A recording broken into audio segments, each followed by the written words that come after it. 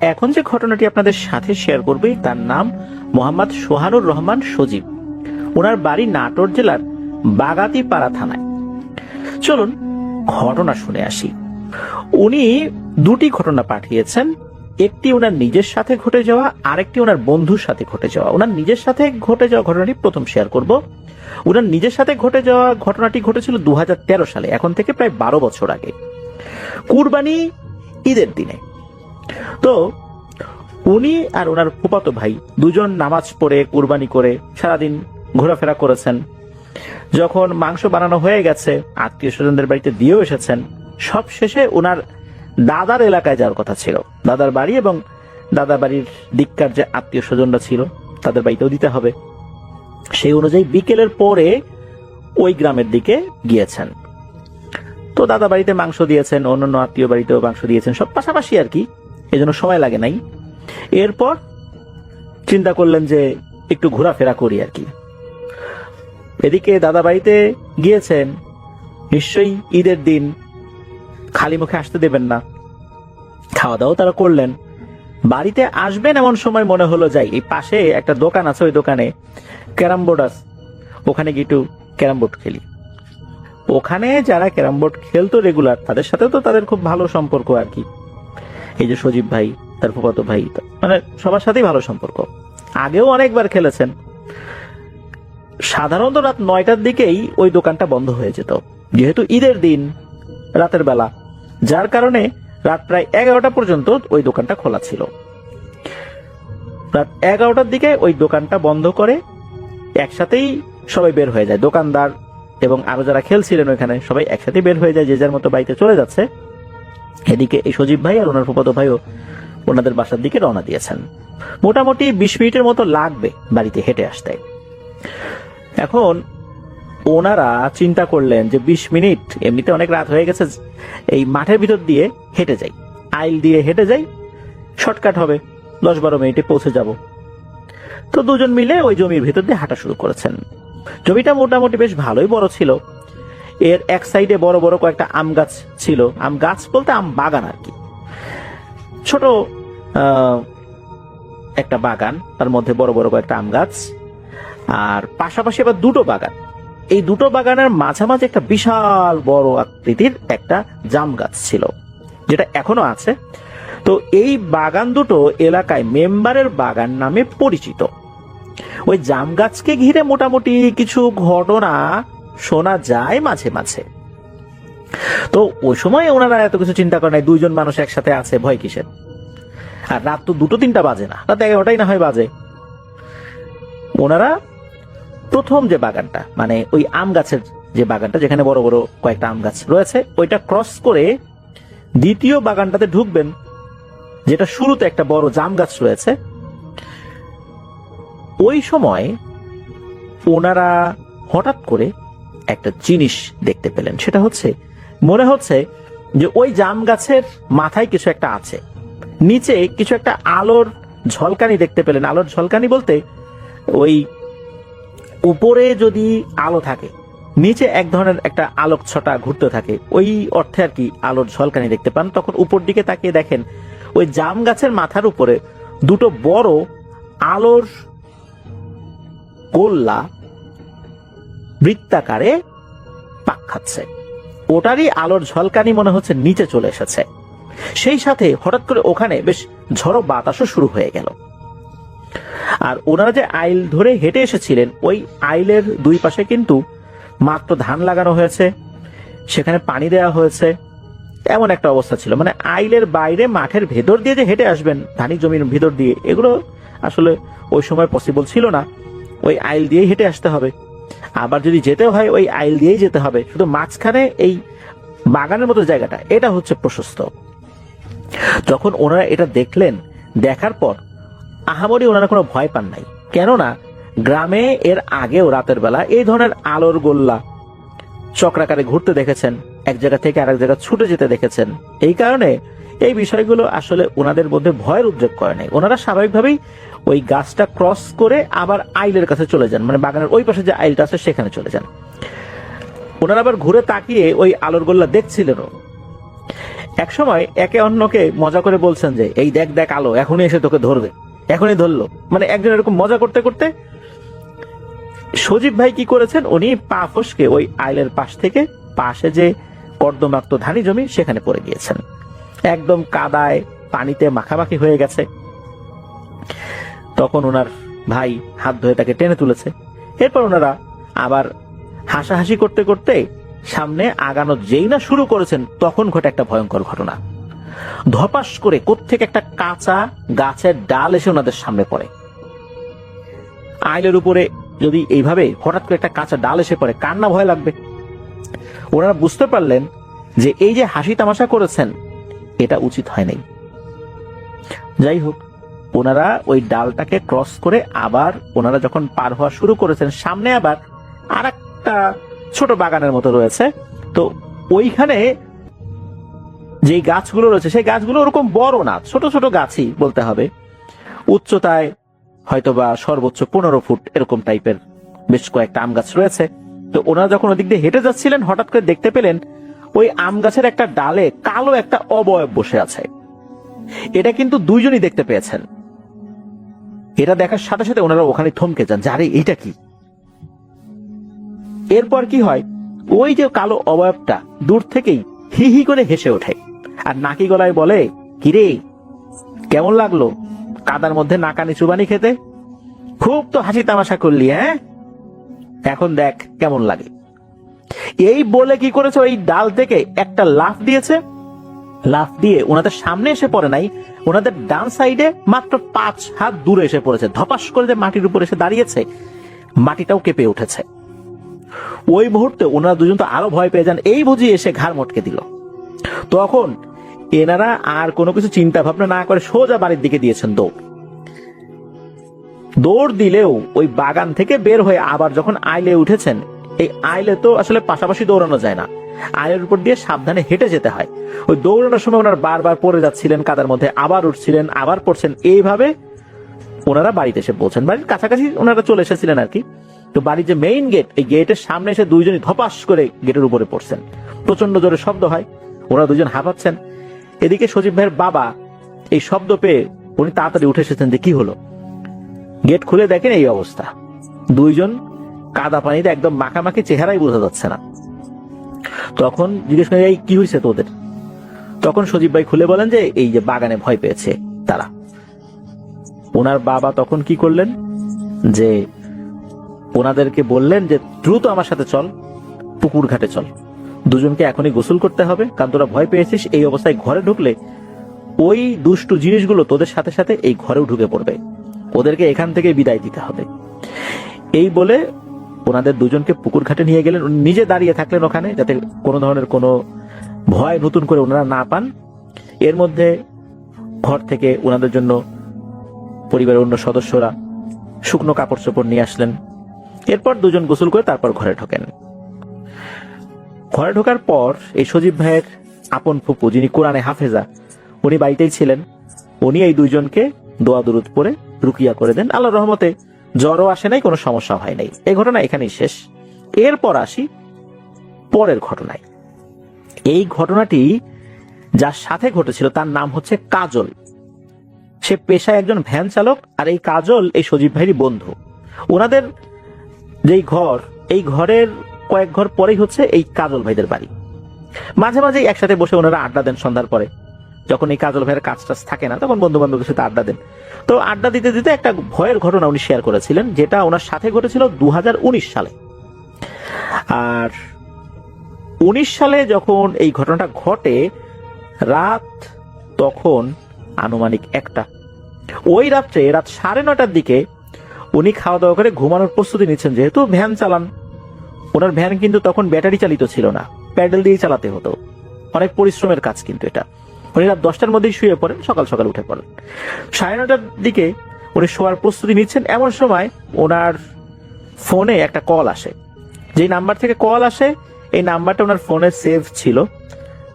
উনি গ্রাম সম্পর্কে একজন চাচা হন, খলিল চাচা। খলিল চাচা ফোন করেছেন। খলিল চাচার ফোনটা রিসিভ করার পর খলিল চাচা বলে ওঠেন যে ওনার শাশুড়ি মারা গিয়েছেন, পরিবার নিয়ে এক্ষুনি শ্বশুরবাড়ি যেতে হবে। তো ওনার শ্বশুর বাড়ি ছিল হচ্ছে এই গ্রাম থেকে 11 কিলোমিটার দূরে অন্য আর একটা গ্রামে। এত রাত্রে গ্রামে গাড়ি ঘোড়া তো অ্যাভেলেবল না, তখন কি আর করা, কাজল ভাইকে যেতে হবে ভ্যান নিয়ে। ওনার প্যাডেল চালিত ভ্যান, যেতে তো একটু সময় লাগবে, 10-11 কিলোমিটার। তো কাজল ভাই মোটামুটি নিজেকে প্রস্তুত করে নিয়ে রাত 10টার দিকে এই খলিল চাচার বাড়ির উদ্দেশ্যে বেরিয়ে যান। খলিল চাচার বাড়ির সবাই মোটামুটি রেডি হয়েছিল, যারা যারা যাবেন ওই রাতের বেলা তারাও ভ্যানে উঠে বসেন। এরপর কাজল ভাই ভ্যান চালানো শুরু করেন। যেহেতু যাত্রী সংখ্যা ভ্যানে একটু বেশি ছিল, চালাতে কিছুটা তো কষ্ট হচ্ছিলই। ঘন্টা 2 লেগে যায় এই 11 কিলোমিটার পথ যেতে। তো যখন ওনারা পৌঁছেছেন রাত 12:30টার মতো বাজে, এখন মরাবাড়ি সবাই কান্নাকাটি শুরু করেছেন। ওদিকে খলিল চাচা বলছেন যে কাজল তুই এখন চলে যাবি, এত রাতের বেলা আবার এতটা পথ, তুই থেকে যা এখানে, সকালবেলা যাস। কাজল ভাই খুব অস্বস্তি বোধ করছিলেন, কেননা যেহেতু এই বাড়িতে একজন মারা গেছে, সবাই কান্নাকাটি করছে, এখানে উনি বসে থাকবেন, সবাই আত্মীয় স্বজনরা আসছে এখানে, ওনার অস্বস্তি লাগাটাই স্বাভাবিক। তখন উনি বললেন যে আমি চলে যাই, প্রয়োজন হলে আমাকে কল দিন, দরকার আমি আবার আসবো। তো এই বলে কাজল ভাই ভ্যান নিয়ে বের হয়ে গেলেন। তো যখন বের হয়েছেন তখন উনি ওনার যেই বদভ্যাস ছিল সিগারেট খাওয়া, সিগারেট ধরিয়েছেন, ভ্যান চালাচ্ছেন। আর ওনার তো বাটন ফোন ছিল ওই সময়, তো বাটন ফোনে মেমোরি কার্ড ছিল, ওই মেমোরি কার্ডে অনেকগুলো গান ডাউনলোড করা ছিল। তো উনি তো ওই গান বাজিয়ে চলা শুরু করেছেন। তো উনি যে রাস্তা দিয়ে আসবেন এই রাস্তার বিবরণটা একটু দেওয়ার দরকার। এই রাস্তাটা চলে গেছে নদীর পার ঘেরে, মানে ঘেঁষে আর কি। তো ওই নদীতে এক সাইডে শ্মশান ঘাটও রয়েছে। ওই পথ দিয়ে আরো এগিয়ে গেলে বেশ বড় বড় কয়েকটা বাগান রয়েছে। নাটোরের বিভিন্ন উপজেলাগুলোতে কিন্তু প্রচুর আম বাগান রয়েছে, আম বাগান, লিচু বাগান, এগুলো কিন্তু ওই এলাকায় প্রচুর দেখা যায়, একটু দূর দূরই এগুলো দেখা যায় আর কি। তো ওই পথে বেশ কয়েকটা আম বাগানের পর রাস্তার পাশে কবরস্থান রয়েছে, তারপর ফাঁকা নিরিবিলি রাস্তা। উনি সিগারেট খাচ্ছিলেন, গানের সাথে সাথে নিজেও তাল মিলাচ্ছিলেন, নিজেও চিৎকার করে গান গাচ্ছিলেন, যাতে ওনার মনের মধ্যে ভয় ডর না আসে। হঠাৎ করে উনি দেখতে পেলেন 7-8টা কুকুর কোত্থেকে যেন চলে এসেছে রাস্তার উপরে। কুকুরগুলো দৌড়াদৌড়ি করছে, তবে কুকুরগুলো দেখতে স্বাভাবিকই ছিল, স্বাভাবিক যে কুকুরগুলো রাস্তাঘাটে দেখা যায় ওরকমই ছিল। এখানে প্যারানরমাল কোনো কিছু ভাবনা করার আসলে সুযোগ নাই। তো উনি দেখলেন যে এই কুকুরগুলো যেভাবে আসলো ওভাবে দৌড়ে কোথায় যেন হারিয়ে গেল, মনে হলো ওই যে শ্মশানের ওই দিকটাতে চলে গেল। এরপরে কেন যেন একটা অজানা ভয় ওনার মনের মধ্যে চেপে বসে, শরীরটা মনে হলো ভারী হয়ে গেল। আর একটা সিগারেট ধরিয়েছেন, ভ্যানের গতিটা একটু বাড়িয়ে দিয়েছেন। তখন মনে হলো শ্মশানের ভেতরে যে গাছগুলো ছিল, ওই নদীর পাড়েই আর কি যে গাছগুলো ছিল, যেটা শ্মশানের মধ্যেই পড়ে যায়, ওই গাছ থেকে অনেকগুলো পাখি একসাথে ডেকে উঠলো। এরপর ওই দিক থেকে কাক ডেকে উঠলো। এত রাত্রে কিন্তু কাক সচরাচর ডাকে না, তখন আর মনের মধ্যে খটকা লাগলো। আর এরপরই হঠাৎ করে ভ্যানের সামনে বিশাল আকৃতির দুটো কুকুর চলে আসছে। এদের দেহটা ছিল বিশাল আকৃতির, মানে একটা বড় ষাঁড় গরু যত বড় হয় ওই রকম সাইজের দুটো কুকুর। ভ্যানে কিন্তু আলো জ্বলছিল না। উনি ওই পথটা খুব ভালোভাবেই চেনেন। মোবাইলে ওনার লাইট ছিল, মোবাইলের সামনের দিকে ফ্ল্যাশ লাইটটা থাকে না, ওই বাটন ফোনেরও কিন্তু বেশ কিছু ফিচারগুলোতে এই জিনিসগুলো ছিল আর কি। তো ওনার বাটন ফোনে ওরকম লাইট ছিল, তবে ওই সময় লাইটটা বন্ধ ছিল আর কি। মাঝে মাঝে উনি জ্বালাচ্ছিলেন কোনো সমস্যা হলে আর কি, এমনিতে জ্বালাচ্ছিলেন না। ওই মোবাইলের চার্জ খুব একটা বেশি ছিল না, কারণ রাতের বেলা হঠাৎ করে ওনার ফোন আসছে, উনি চলে আসছেন, সারা রাত চার্জ দেওয়ার সুযোগ উনি পান নাই, যার কারণে মোবাইলের যে ফ্ল্যাশ লাইটটা এটা উনি দরকার ছাড়া জ্বালাচ্ছিলেন না। তো ওই সময় কিন্তু বন্ধই ছিল ফ্ল্যাশ লাইটটা। হঠাৎ করে কুকুর দুটো যখন সামনে চলে এসেছে, কোনো আলো ওই কুকুরগুলোর চোখের উপর পড়া ছাড়াই ওই কুকুরগুলোর চোখ জল জল করছিল, লাল টকটকে জল জল করছে একদম। আর এরা এসে ভ্যানের সামনে এসে দাঁড়ায়, তবে ভ্যানের গতিরোধ যে করে রেখেছে বিষয়টা এরকম না, সামনে এসে দাঁড়ানোর পর আবার একপাশে সরে যায়। এরপর কি করে, এই কুকুর দুটো একটা ডান পাশে আসে আর একটা বাম পাশে যায়, কিছুক্ষণ এভাবে ভ্যানের সাথে চলে, হালকা দৌড়ায়, আবার যেটা বাম পাশে ছিল সেটা ডান পাশে আসে, আবার যেটা ডান পাশে ছিল সেটা ভ্যানের সামনে দিয়ে ক্রস করে আবার বাম পাশে চলে যায়। এভাবে এরা একে অন্যের অবস্থান পরিবর্তন করে। তখন এই কাজল ভাই চিন্তা করছেন যে আল্লাহ রে, কেন যেন চলে আসলাম, এর থেকে ওই খলিল চাচার কথা শুনলেই ভালো হতো, ওই বাড়িতে না হয় সারা রাত বসে থাকতাম। এর মধ্যে কি হয়, ওই ভ্যানটা মনে হচ্ছে অনেক ভারী হয়ে গেছে, ভ্যান চালানোটাই কষ্ট হয়ে যাচ্ছে। যেমনটা ছিল ওই ফেরাস, মানে যখন ওই খলিল চাচা শ্বশুর বাড়িতে যাবে তখন ভ্যানে অনেকগুলো যাত্রী ছিল, মনে হচ্ছে হঠাৎ করে এই পরিমাণ যাত্রী উঠে বসেছে, ফেরার সময় ভ্যানটা ঠিক আগের মতো প্রথমবারের মতো ভারী হয়ে গেছে। ভ্যানের উপর যে কেউ একজন আছে এটা খুব ভালো করেই এই কাজল ভাই ফিল করছেন। উনি তো জোরে জোরে দোয়া দুরুদ পড়া শুরু করছেন, এবার গান গাওয়া বাদ দিয়ে। এখন এর মধ্যে উনি দেখেন আর একটা জিনিস, সামনে একটা বাগান, ওই বাগানের ভেতরে মনে হচ্ছে একটা আলো জ্বলছে। এই আলোটা উনি যখনই দেখেছেন দেখার সাথে সাথে উনি বলছেন যে, ও ভাই ওখানে কে, ও ভাই এদিকে আসেন, আমার একটু সঙ্গ দেন, আমি মনে হয় একটা বিপদে পড়ছি, ভাই একটু এদিকে আসেন। তখন দূর থেকে আওয়াজ আসে, এ কে রে, ওখানে কে? তখন বলে, আমি কাজল। বলে, দাঁড়াও আসতেছি, ওইখানেই থাকো। তখন দেখা গেল সাদা ধুতি পরা, সাদা পাঞ্জাবি পরা, লম্বা চুলের একজন মানুষ সে এগিয়ে এসেছে। উচ্চতা স্বাভাবিক মানুষের মতোই, হাতে একটা হারিকেন আর একটা হাতে লাঠি। বলছে যে, তুমি কে? তখন বলে যে, ভাই আমি কাজল, আমি যে ভ্যান চালাই। তখন কাজল ভাই ওই লোকটাকে জানান যে এরকম দুটো কুকুর সামনে চলে আসছিল, সেগুলো অস্বাভাবিক আকৃতির ছিল। তখন ওই লোকটা বলল যে, তোমার জন্য এখন কি করতে পারি বলো। তখন কাজল ভাই বলছে যে, আপনি কোথায় যাবেন বলেন, আমি আপনাকে ফ্রিতে আগায় দিয়ে আসি, আপনি আমার একটু সঙ্গ দেন। তখন ওই লোকটা বলতেছে যে, আমি তোমার কি সঙ্গ দিব, আমি তো এই বাগান পাহারা দিই, বাগান রেখে কি যাওয়ার সুযোগ আমার আছে? আমি তোমার যতটুকু উপকার করতে পারি, তুমি আসো, বসো এইখানে আমার পাশে বসো, বেশি কিছু খাওয়াইতে পারবো না, একটু পানি খাওয়াইতে পারবো, একটু সময় জিরিয়ে নাও, এরপর চলে যাও, এছাড়া তো আমার আর কোনো কিছু করণীয় নেই। তখন কাজল ভাই সেটাতেই রাজি হলেন, তার সাথে গিয়ে বসলেন বাগানের ভিতরে ভ্যানটা এক সাইডে রেখে। ওই লোকটা বলছে যে, এই দুইটা বড়ই অবাধ্য হয়ে গেছে, আমার কথাই শুনতে চায় না, এখন এরা আস্তে আস্তে শক্তিশালী হয়ে উঠছে আর আমার কথা অমান্য করে। তখন এই কাজল ভাই বলছে যে, এই দুইটা বলতে কার কথা বলছেন? কই যে তুমি যে দুইটা কুকুর দেখেছো, এরা অতি দুষ্টু হয়ে যাচ্ছে দিনকে দিন, মানুষকে বিরক্ত করা শুরু করছে, আগে এতটা করতো না। তখন এই কাজল ভাই বলছে যে, এই দুইটা আপনার পালিত কুকুর? ওই লোক বলতেছে, হ্যাঁ। তখন কাজল ভাই বলতেছে যে, এত বড় বড় কুকুর আপনি কোত্থেকে পাইলেন? আর এগুলো খাওয়াই খাওয়াই এত বড় করছেন, এগুলোকে আবার ছেড়েও দিয়ে রাখছেন, এরা তো মানুষকে আক্রমণ করবে, মানুষকেই তো খেয়ে ফেলবে, এত বড় আকৃতির কুকুর তো আমি আগে কখনো দেখি নাই, এগুলোকে বেঁধে রাখবেন যেন মানুষের উপর আক্রমণ না করে। তখন ওই লোকটা বলতেছে যে, হ্যাঁ তুমি তো ঠিকই বলছো, এগুলোকে আসলে শায়েস্তা করতে হবে, তা না হলে কবে যে আমার উপরই এরা চড়াও হয়ে বসে আমি বুঝতে পারতেছি না। এরপর কাজল ভাই বলেন যে, ঠিক আছে আমি তাহলে চলে যাই, অনেকক্ষণ তো হলো। তখন ওই লোকটা বলতেছে যে, আরে কোথায় যাবা, থাকো, জিরায় নাও, পরে যাও। তখন কাজল ভাই বলতেছে যে, না আমাকে চলে যেতে হবে, অনেক রাত হয়ে গেছে, আমি চলে যাই এখন। তখন কি করে, ওই লোকটা খপ করে কাজল ভাইয়ের হাত চেপে ধরে বলে যে, আরে ভয় পেলে নাকি, বসো বসো, জিরায় নাও, ভয়ের কিছু নাই।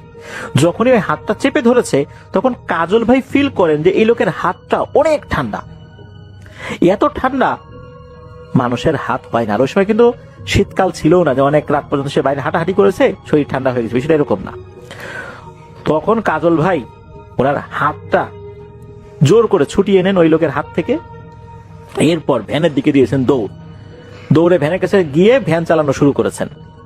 তখন পেছন থেকে পট্ট হাসি দিয়ে ওই লোকটা বলছে যে, আরে কাজল এত ভয় পেলে চলবে, রাতের বেলা ভ্যান চালাতে পারবা তুমি, একটু জিরিয়ে যাইতা, ক্ষতি তো করতাম না। তো যাই হোক, উনি তো ভ্যান চালানো শুরু করছেন, মানে কাজল ভাই ভ্যান চালানো শুরু করছেন। কিছুক্ষণ চালানোর পর হঠাৎ করে বড় দুটো কুকুর আবার এই ভ্যানের পাশে চলে এসেছে। চলে আসার পর এবার সামনে এসে গতিরোধ করে দাঁড়িয়েছে। এরপর কাজল ভাই বুঝতে পারছেন ঘটনা কি। ওই কুকুর দুটোকে উদ্দেশ্য করে বলছে যে, আমি তো আপনাদের কোনো ক্ষতি করি নাই, কেন আমার পথের সামনে চলে আসছেন, চলে যান আপনারা। এরপর এই কুকুরটা একে অন্যের দিকে তাকালো, এরপর ভ্যানের পেছনে চলে আসলো। পেছনে চলে আসার পর কাজল ভাই কিন্তু পেছন দিকে তাকান নাই, উনি ভ্যান চালানো শুরু করেছেন। হঠাৎ করে মনে হলো ভ্যানটা থেমে গেছে, মনে হচ্ছে পেছন থেকে এই ভ্যানকে কেউ টেনে ধরে রেখেছে, উনি কোনোভাবেই প্যাডেল দিয়ে আগাতে পারছেন না। তখন হঠাৎ করে পেছন থেকে গম্ভীর কণ্ঠে, একসাথে দুটো কণ্ঠ যদি চলে একই কথা বলে তখন কেমন শোনা যায়, এইভাবে বলে উঠলো যে আমাদের ওস্তাদ তোকে আশ্রয় দিয়েছে, তোর সাথে ভালো ব্যবহার করেছে, তাই তোকে কিছু বললাম না, যা এক্ষুনি বাড়ি যাবি, রাতের বেলা এই রাস্তায় একা একা আর কখনো আসবি না, আমাদেরকেও বিরক্ত করবি না। এইটা যখনই বলেছে হঠাৎ করে পেছন থেকে প্রচন্ড জোরে একটা ধাক্কা অনুভব করেন এই কাজল ভাই, মানে ভ্যানের পেছনে ধাক্কা দিয়েছে কেউ সজোরে, এত জোরে ধাক্কা দিয়েছে কোনো প্যাডেল দেয়া ছাড়াই অল্প সময়ের মধ্যেই উনি ভ্যান নিয়ে বাড়ির কাছাকাছি চলে আসছেন।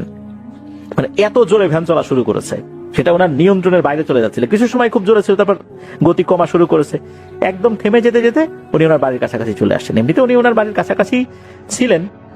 তো যাই হোক,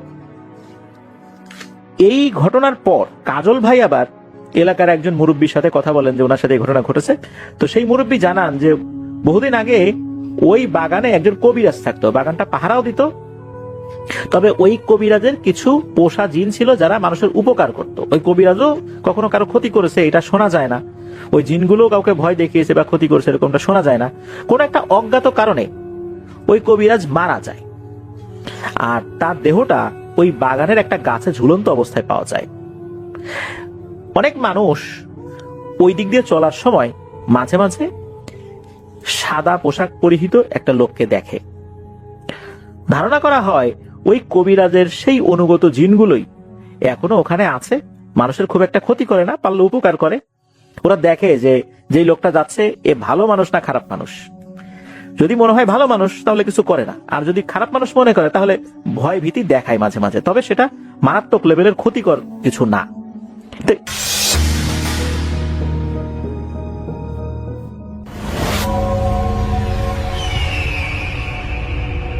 যে ঘটনাটি আমাদের কাছে শেয়ার করেছেন Prabal Chowdhury, North Carolina, United States থেকে।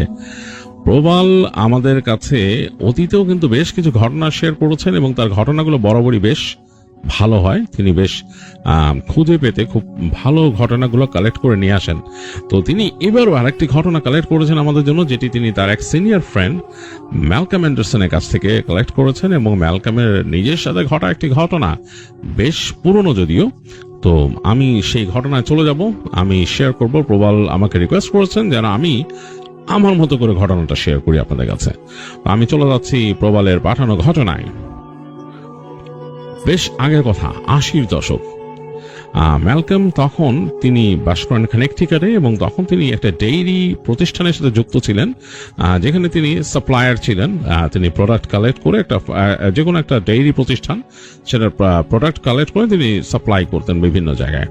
তো বেশ ইয়াং ছিলেন তিনি তখন, কেবল টিনেজ পার করেছেন এবং ফুল অফ এনার্জি, এবং তিনি তার বাসা থেকে তখন আলাদা হয়ে গেছেন, যেটা হয় তখন মানে ইয়াং এজটা পার হওয়ার পরই বাবা মার কাছ থেকে আলাদা হয়ে যায় ছেলেমেয়েরা বিদেশে। তো ম্যালকমও তাই করেছিলেন, তিনি বাইরে চলে গিয়েছিলেন বাসা থেকে, এবং তিনি যেতেন বাবা মাকে ভিজিট করতেন মাঝে মাঝে, এরকম ভাবেই তার কাটতো জীবন। তো একদিন ম্যালকম সন্ধ্যার পরে বাসায় আসছে কাজের থেকে। তো সে সাধারণত খুব আর্লি চলে যেত সকালবেলা কাজে, আস্তে আস্তে সন্ধ্যা হয়ে যেত, বেশ হার্ড ওয়ার্ক, বেশ ক্লান্ত হয়ে যেতেন।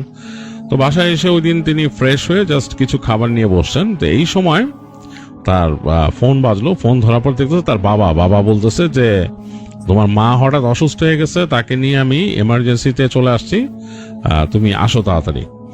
তো তিনি ম্যালকম চিন্তা করলেন, জিজ্ঞেস করলেন কোন হাসপাতাল, সবকিছু শুনে দ্রুত সবকিছু তিনি রেখে মোটামুটি একটু প্যাক করে চলে গেলেন। গাড়ি নিয়ে বের হয়েছেন, যে হাসপাতালের কথা বলছে তার বাবা, সেটা তাদের যে বাড়ি সেটা কিন্তু একটু বাইরে ছিল, শহর থেকে একটু বাইরে ছিল তাদের বাসা। তো বেশ খানিকক্ষণ সময় লাগে সেখানে যেতেই। তো সেইখান থেকে আবার বেশ খানিকটা দূরে সে হসপিটাল। তো ম্যালকম ড্রাইভ করে বেশ একটা সময় নিয়ে পৌঁছাইলো সেখানে। তো তখন শীতের সময়, ঠান্ডা পড়ছে, গাছপালা পাতা টাতা ঝরে গেছে, অন্যরকম অবস্থা। তো পৌঁছায় সে গাড়ি থেকে নামলো। গাড়িটা পার্ক করার সময় খেয়াল রাখতে হয় যে এখানে যদি হঠাৎ করে এরকম একটা সিজন যে স্নোফল হয়, আটকায় গেলে তো সমস্যা।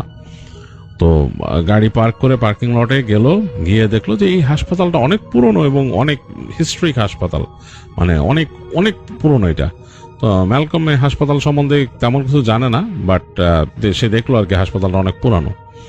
তো গিয়ে দেখলো বাবা আছে, বাবার সাথে কথা বললো যে কি হয়েছে। তো বললো যে ডাক্তার এখনো টেস্ট করতেছে তোমার মাকে, তারা মনে করতেছে যে তোমার আম্মা ছোটখাটো কোনো স্টেপ করছে। তো ম্যালকমের কাছে বেশ খারাপ লাগলো, ছোটখাটো স্ট্রোক হলেও তো খারাপ। তো সে তো বললো বাবাকে যে তুমি চিন্তা করো না, ইউ টেক ইট ইজি, আর তোমার এখানে বসে সময় নষ্ট করা লাগবে না, তুমি বাসায় চলে যাও, বাসায় রেস্ট নাও। কারণ তার বাবাও বেশ অসুস্থ ছিল, তার অনেক রকম শারীরিক প্রবলেম ছিল। তো বাবা বলতেছে না আমি যাবো না। তো ম্যালকম বলতেছে যে কোনো কথা বলো না, তুমি যাও, নাহলে আমি কিন্তু তোমার যাওয়ার ব্যবস্থা করতেছি। তো তার বাবা ড্রাইভ করতো আর কি। তো ম্যালকম তাকে একদম আশ্বস্ত করলো যে আমি এখানে আসি, কোনো রকম সমস্যা হলে আমি জানাবো, তুমি যাও। তো বলে বাবাকে গাড়ি পর্যন্ত এগিয়ে দিল, বাবা চলে গেল। ম্যালকম ওইখানে আসে, গিয়ে দেখলো যে মা মানে খুব অসুস্থ, মায়ের সাথে কথাবার্তা বললো, মাকে বললো যে আমি আসি, ডোন্ট ওয়ারি, আমি মানে থ্রু আউট দ্য টাইম, যতক্ষণ তুমি হাসপাতাল থাকবে আমি আসি সব সময়। তো বলে সে ওখানে যে ওয়েট করতেছে। তো মা শুয়ে আছে তার মতো, তার মার অবস্থা খুব অন্যরকম, ঠিক মতো কথা বলতে পারতেছে না। তো ম্যালকম ওখানে বসে থাকলো, বসে থেকে সময় কাটেলো। তো এর মাঝে তার কিছু করার নাই, সে হাসপাতালটা দেখতেছে বেশ পুরনো হসপিটাল, এবং সে এটা দেখলো যে বেশ অনেক আগে এটা তৈরি হয়েছিল হাসপাতালটা। তো হেঁটে হেঁটে দেখার চিন্তা করলো, বাইরে আসলো, হেঁটে নিচতলাটা দেখলো যে এইটার মূল যেখানে তারা আছে সেই বিল্ডিংটা হচ্ছে এমন একটা জায়গায়, তার আশেপাশে বেশ ফাঁকা, সুন্দর করে লন করা, এবং পাশে এই শেষ প্রান্ত দিয়ে গাছপালা চলে গেছে অনেক দূরে, এবং পেঁচায় ওইখান থেকে ছোট রাস্তা নেমে গেছে। এবং এটা কিন্তু হাসপাতালটা উঠছিল একটু পাহাড়ের উপরে, বেশ খানিকটা এরকম ঘুরে ঘুরে আসছে, একটু উঁচু জায়গায় আর কি। আর সে যেখানটা দাঁড়ায় আছে সেখান থেকে সামনে গিয়ে ডান দিক দিয়ে মূল রাস্তাটা চলে গেছে, ওইটা আবার এঁকে বেঁকে চলে গেছে সামনে গিয়ে দেখতেছে যে কতগুলা ল্যাম্পপোস্টের আলো একটু পড়ছে, তারপরে বাঘটার দেখা যাচ্ছে না, গাছগাছালি। এবং সে বুঝলো যে সামনে এরকম পাহাড়ের উপর আরো কিছু ঘর বাড়ি আছে। তো ম্যালকম চিন্তা করতেছিল যে এরকম উইল্ডারনেসের মধ্যে যারা থাকে তাদের কাছে কেমন লাগে, হ্যাঁ, মানে বিশেষ করে শীতের সময় এরকম যখন বরফ টরফ পড়বে তখন কেমন লাগবে। কারণ সে কাইন্ড অফ সিটিতে থাকে, তার ওই ধারণার চিন্তা করতেছে যে এইখানে বসে থেকে সে অনেকক্ষণ চিন্তা করলো।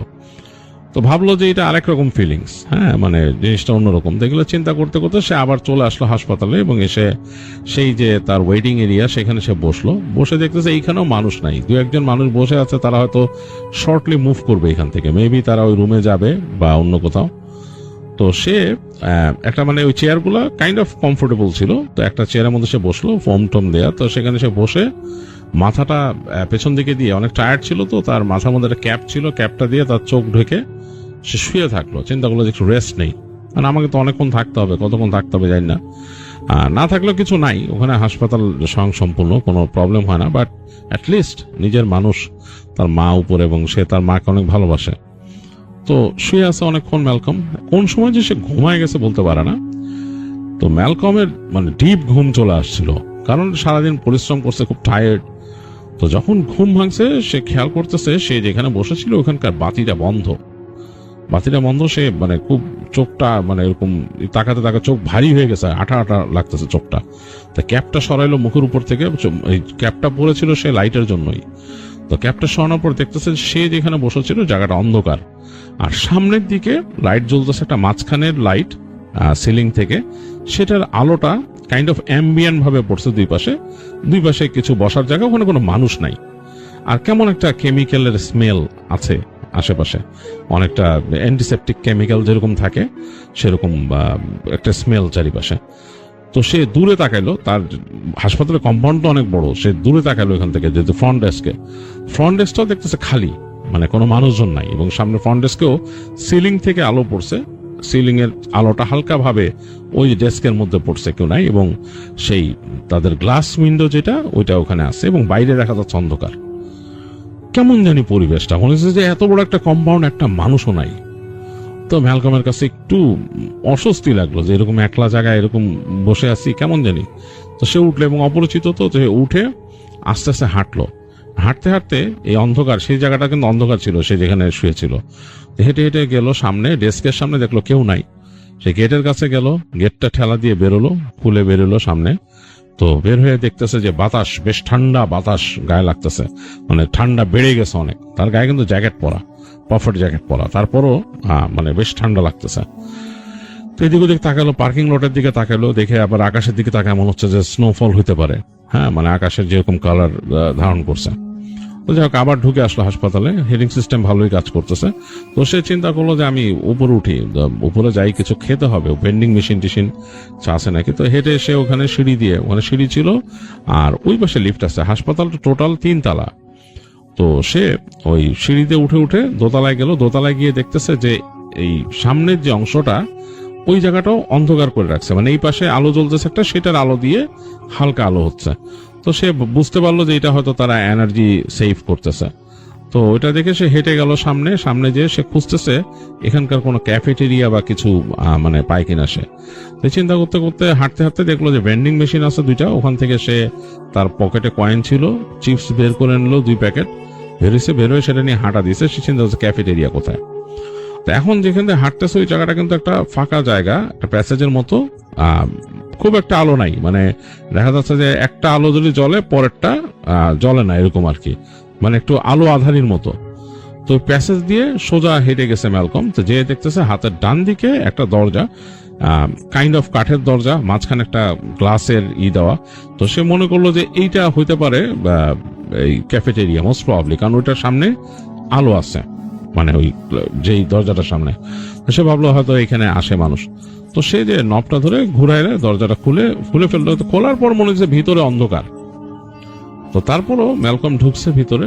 ঢোকার পরে সে লাইটের সুইচ দেখতেছে। ক্যাফেটেরিয়া হলে তো এখানে মানে থাকবে লাইট, এবং অনেক সময় দেখা যাচ্ছে রাতের বেলা ওখানে কিন্তু ক্যাফেটেরিয়া মানে যে সবসময় খাবার সার্ভ করে তা না।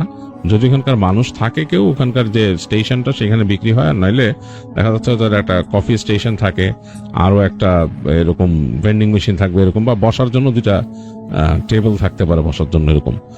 তো সে তাকায় দেখতেছে যে এইগুলো কিছু না।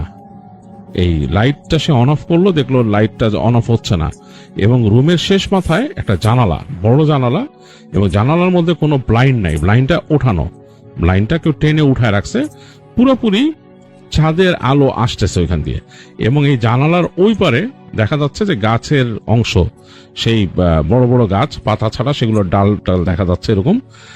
আর 2 পাশে সে তাকায় দেখতেছে যে কিছু ইনকিউবেটর রাখা, মানে ওই যে বাচ্চাদের যে ইনকিউবেটর থাকে বাচ্চাদের রাখার জন্য, সেই ইনকিউবেটর, খালি ইনকিউবেটর, মানে এগুলোর মধ্যে কেউ নাই, কিছু নাই, মানে খালি ইনকিউবেটর রাখা, মানে পাশে করে রাখা, মানে এগুলো হয়তো কোনো কাজে লাগে না এখন, বা সামথিং লাইক দ্যাট, নষ্ট বা কিছু কাজে লাগে না, বা এগুলো এক্সেস এখানে রাখা হয়েছে। এটা মনে হয় kind of a store room. সে মনে করলো যে মেডিকেল ইকুইপমেন্ট মনে হয় এখানে স্টোর করা হয়, বা আই ডোন্ট নো, কোনো এক সময় হয়তো এটা ছিল, নিকিউ ছিল, হ্যাঁ, মানে যেখানে নিওনেটাল কেয়ার ইউনিট ছিল, এখন নাই। তো কিন্তু আলো নাই, কিন্তু ওই যে জানালার আলো যা ঢুকতেছে, ছাদের আলো, সেটা দিয়ে যতটুকু আলো হচ্ছে এখানে।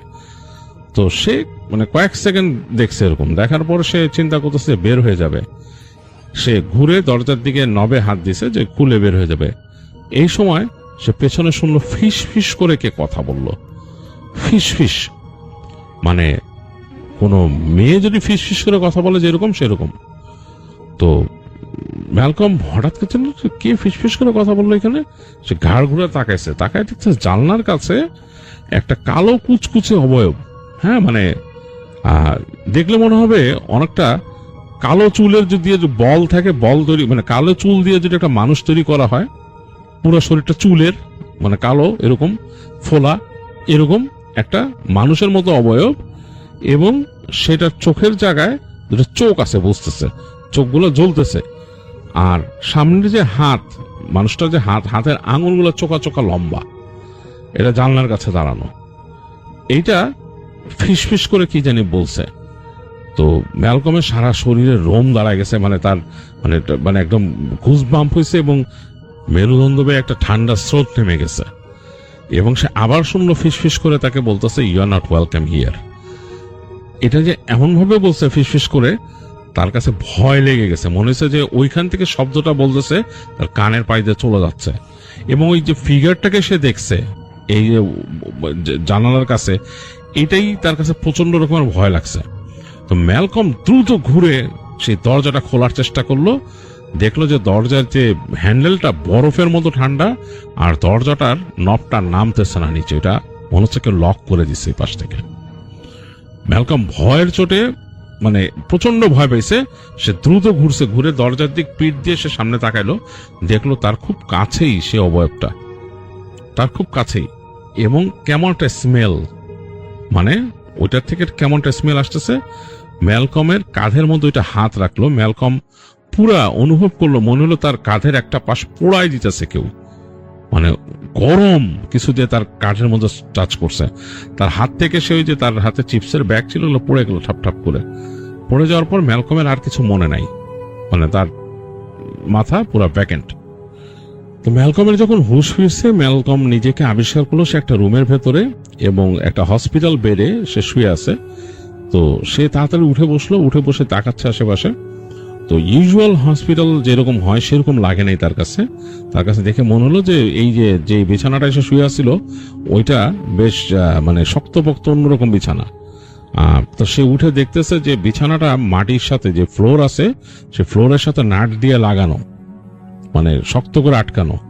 তো ম্যালকম চিন্তা করছে আমি বিছানায় কেমনে আসলাম, এবং দেখলো রুমের মধ্যে আলোটাও বেশ কম, এবং রুমের চারপাশ খেয়াল করলো যে তার ওখানে যাওয়ার মতো কোনো জায়গা নাই, হ্যাঁ মানে পুরা অন্যরকম। তো সে দেখতেছে যে ওই রুমের সামনে, মানে সেই যে রুমে আছে সামনে একটা কাচের এরকম উইন্ডোর মতো আছে। তো সে দেখতে পাচ্ছে না কিছু, মনে হইতেছে এটা আয়না। তো ম্যালকম তাড়াতাড়ি উঠে গিয়ে দরজা খোলার চেষ্টা করলো, দেখলো দরজাটা লক।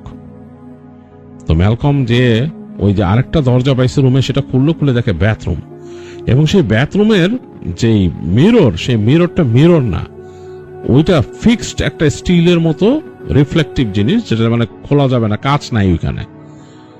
তো ম্যালকম বোঝার চেষ্টা করতেছে সেইখানে কিভাবে আসে, এবং সে দেখলো সেটা গাউন পরা গায়ে। তো সে ওখানে বের হয়ে যায়, সে চিৎকার করা শুরু করলো, হ্যালো সামবাডি হেল্প মি বলে সে নক করা শুরু করলো দরজার মধ্যে। কোনো সাড়া শব্দ নাই। কতক্ষণ পর্যন্ত সেরকম ট্রাই করলো, বসে থাকলো, এবং সে একদম আপসেটে বসে থাকলো। অনেকক্ষণ পর দেখলো দুজন লোক আসছে, দরজা খুললো, বেশ মানে বলিষ্ঠ মানুষ দুজন। হসপিটালে তাকে এসে বলতেছে যে তোমার হুঁশ ফিরছে, তোমার কি অবস্থা, কি ঘটনা কি, বলে দুজন দরজা লাগাই দিছে।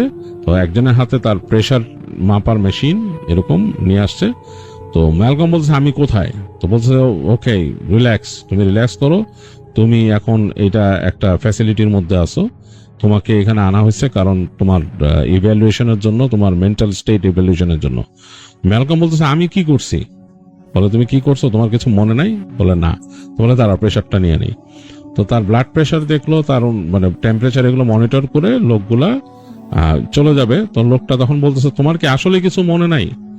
ম্যালকম বলতেছে না আমার কিছুই মনে নেই, আমার যা মনে আছে যে আমি একটা হসপিটালে ছিলাম, আমার মাকে দেখতে গেছিলাম, এবং সেইখানে আমি একটা রুমে আটকা পড়ছিলাম, এবং একটা উদ্ভট জিনিস আমি দেখছি, এবং তারপর আমার আর কিছু মনে নাই। তো লোকটা বলল মানে যে লোকটা আসে সেটা কৃষ্ণাঙ্গ একটা লোক, আর তার সাথে আরেকজন সাদা আছে। তো দুইজনে কথা বললো আস্তে আস্তে নিচু স্বরে, একটু দূরে যে। তারপর এই যে কৃষ্ণাঙ্গ লোকটা বললো যে লিসেন, তোমাকে আমি বলি কিছু কথা, এটা শোনো।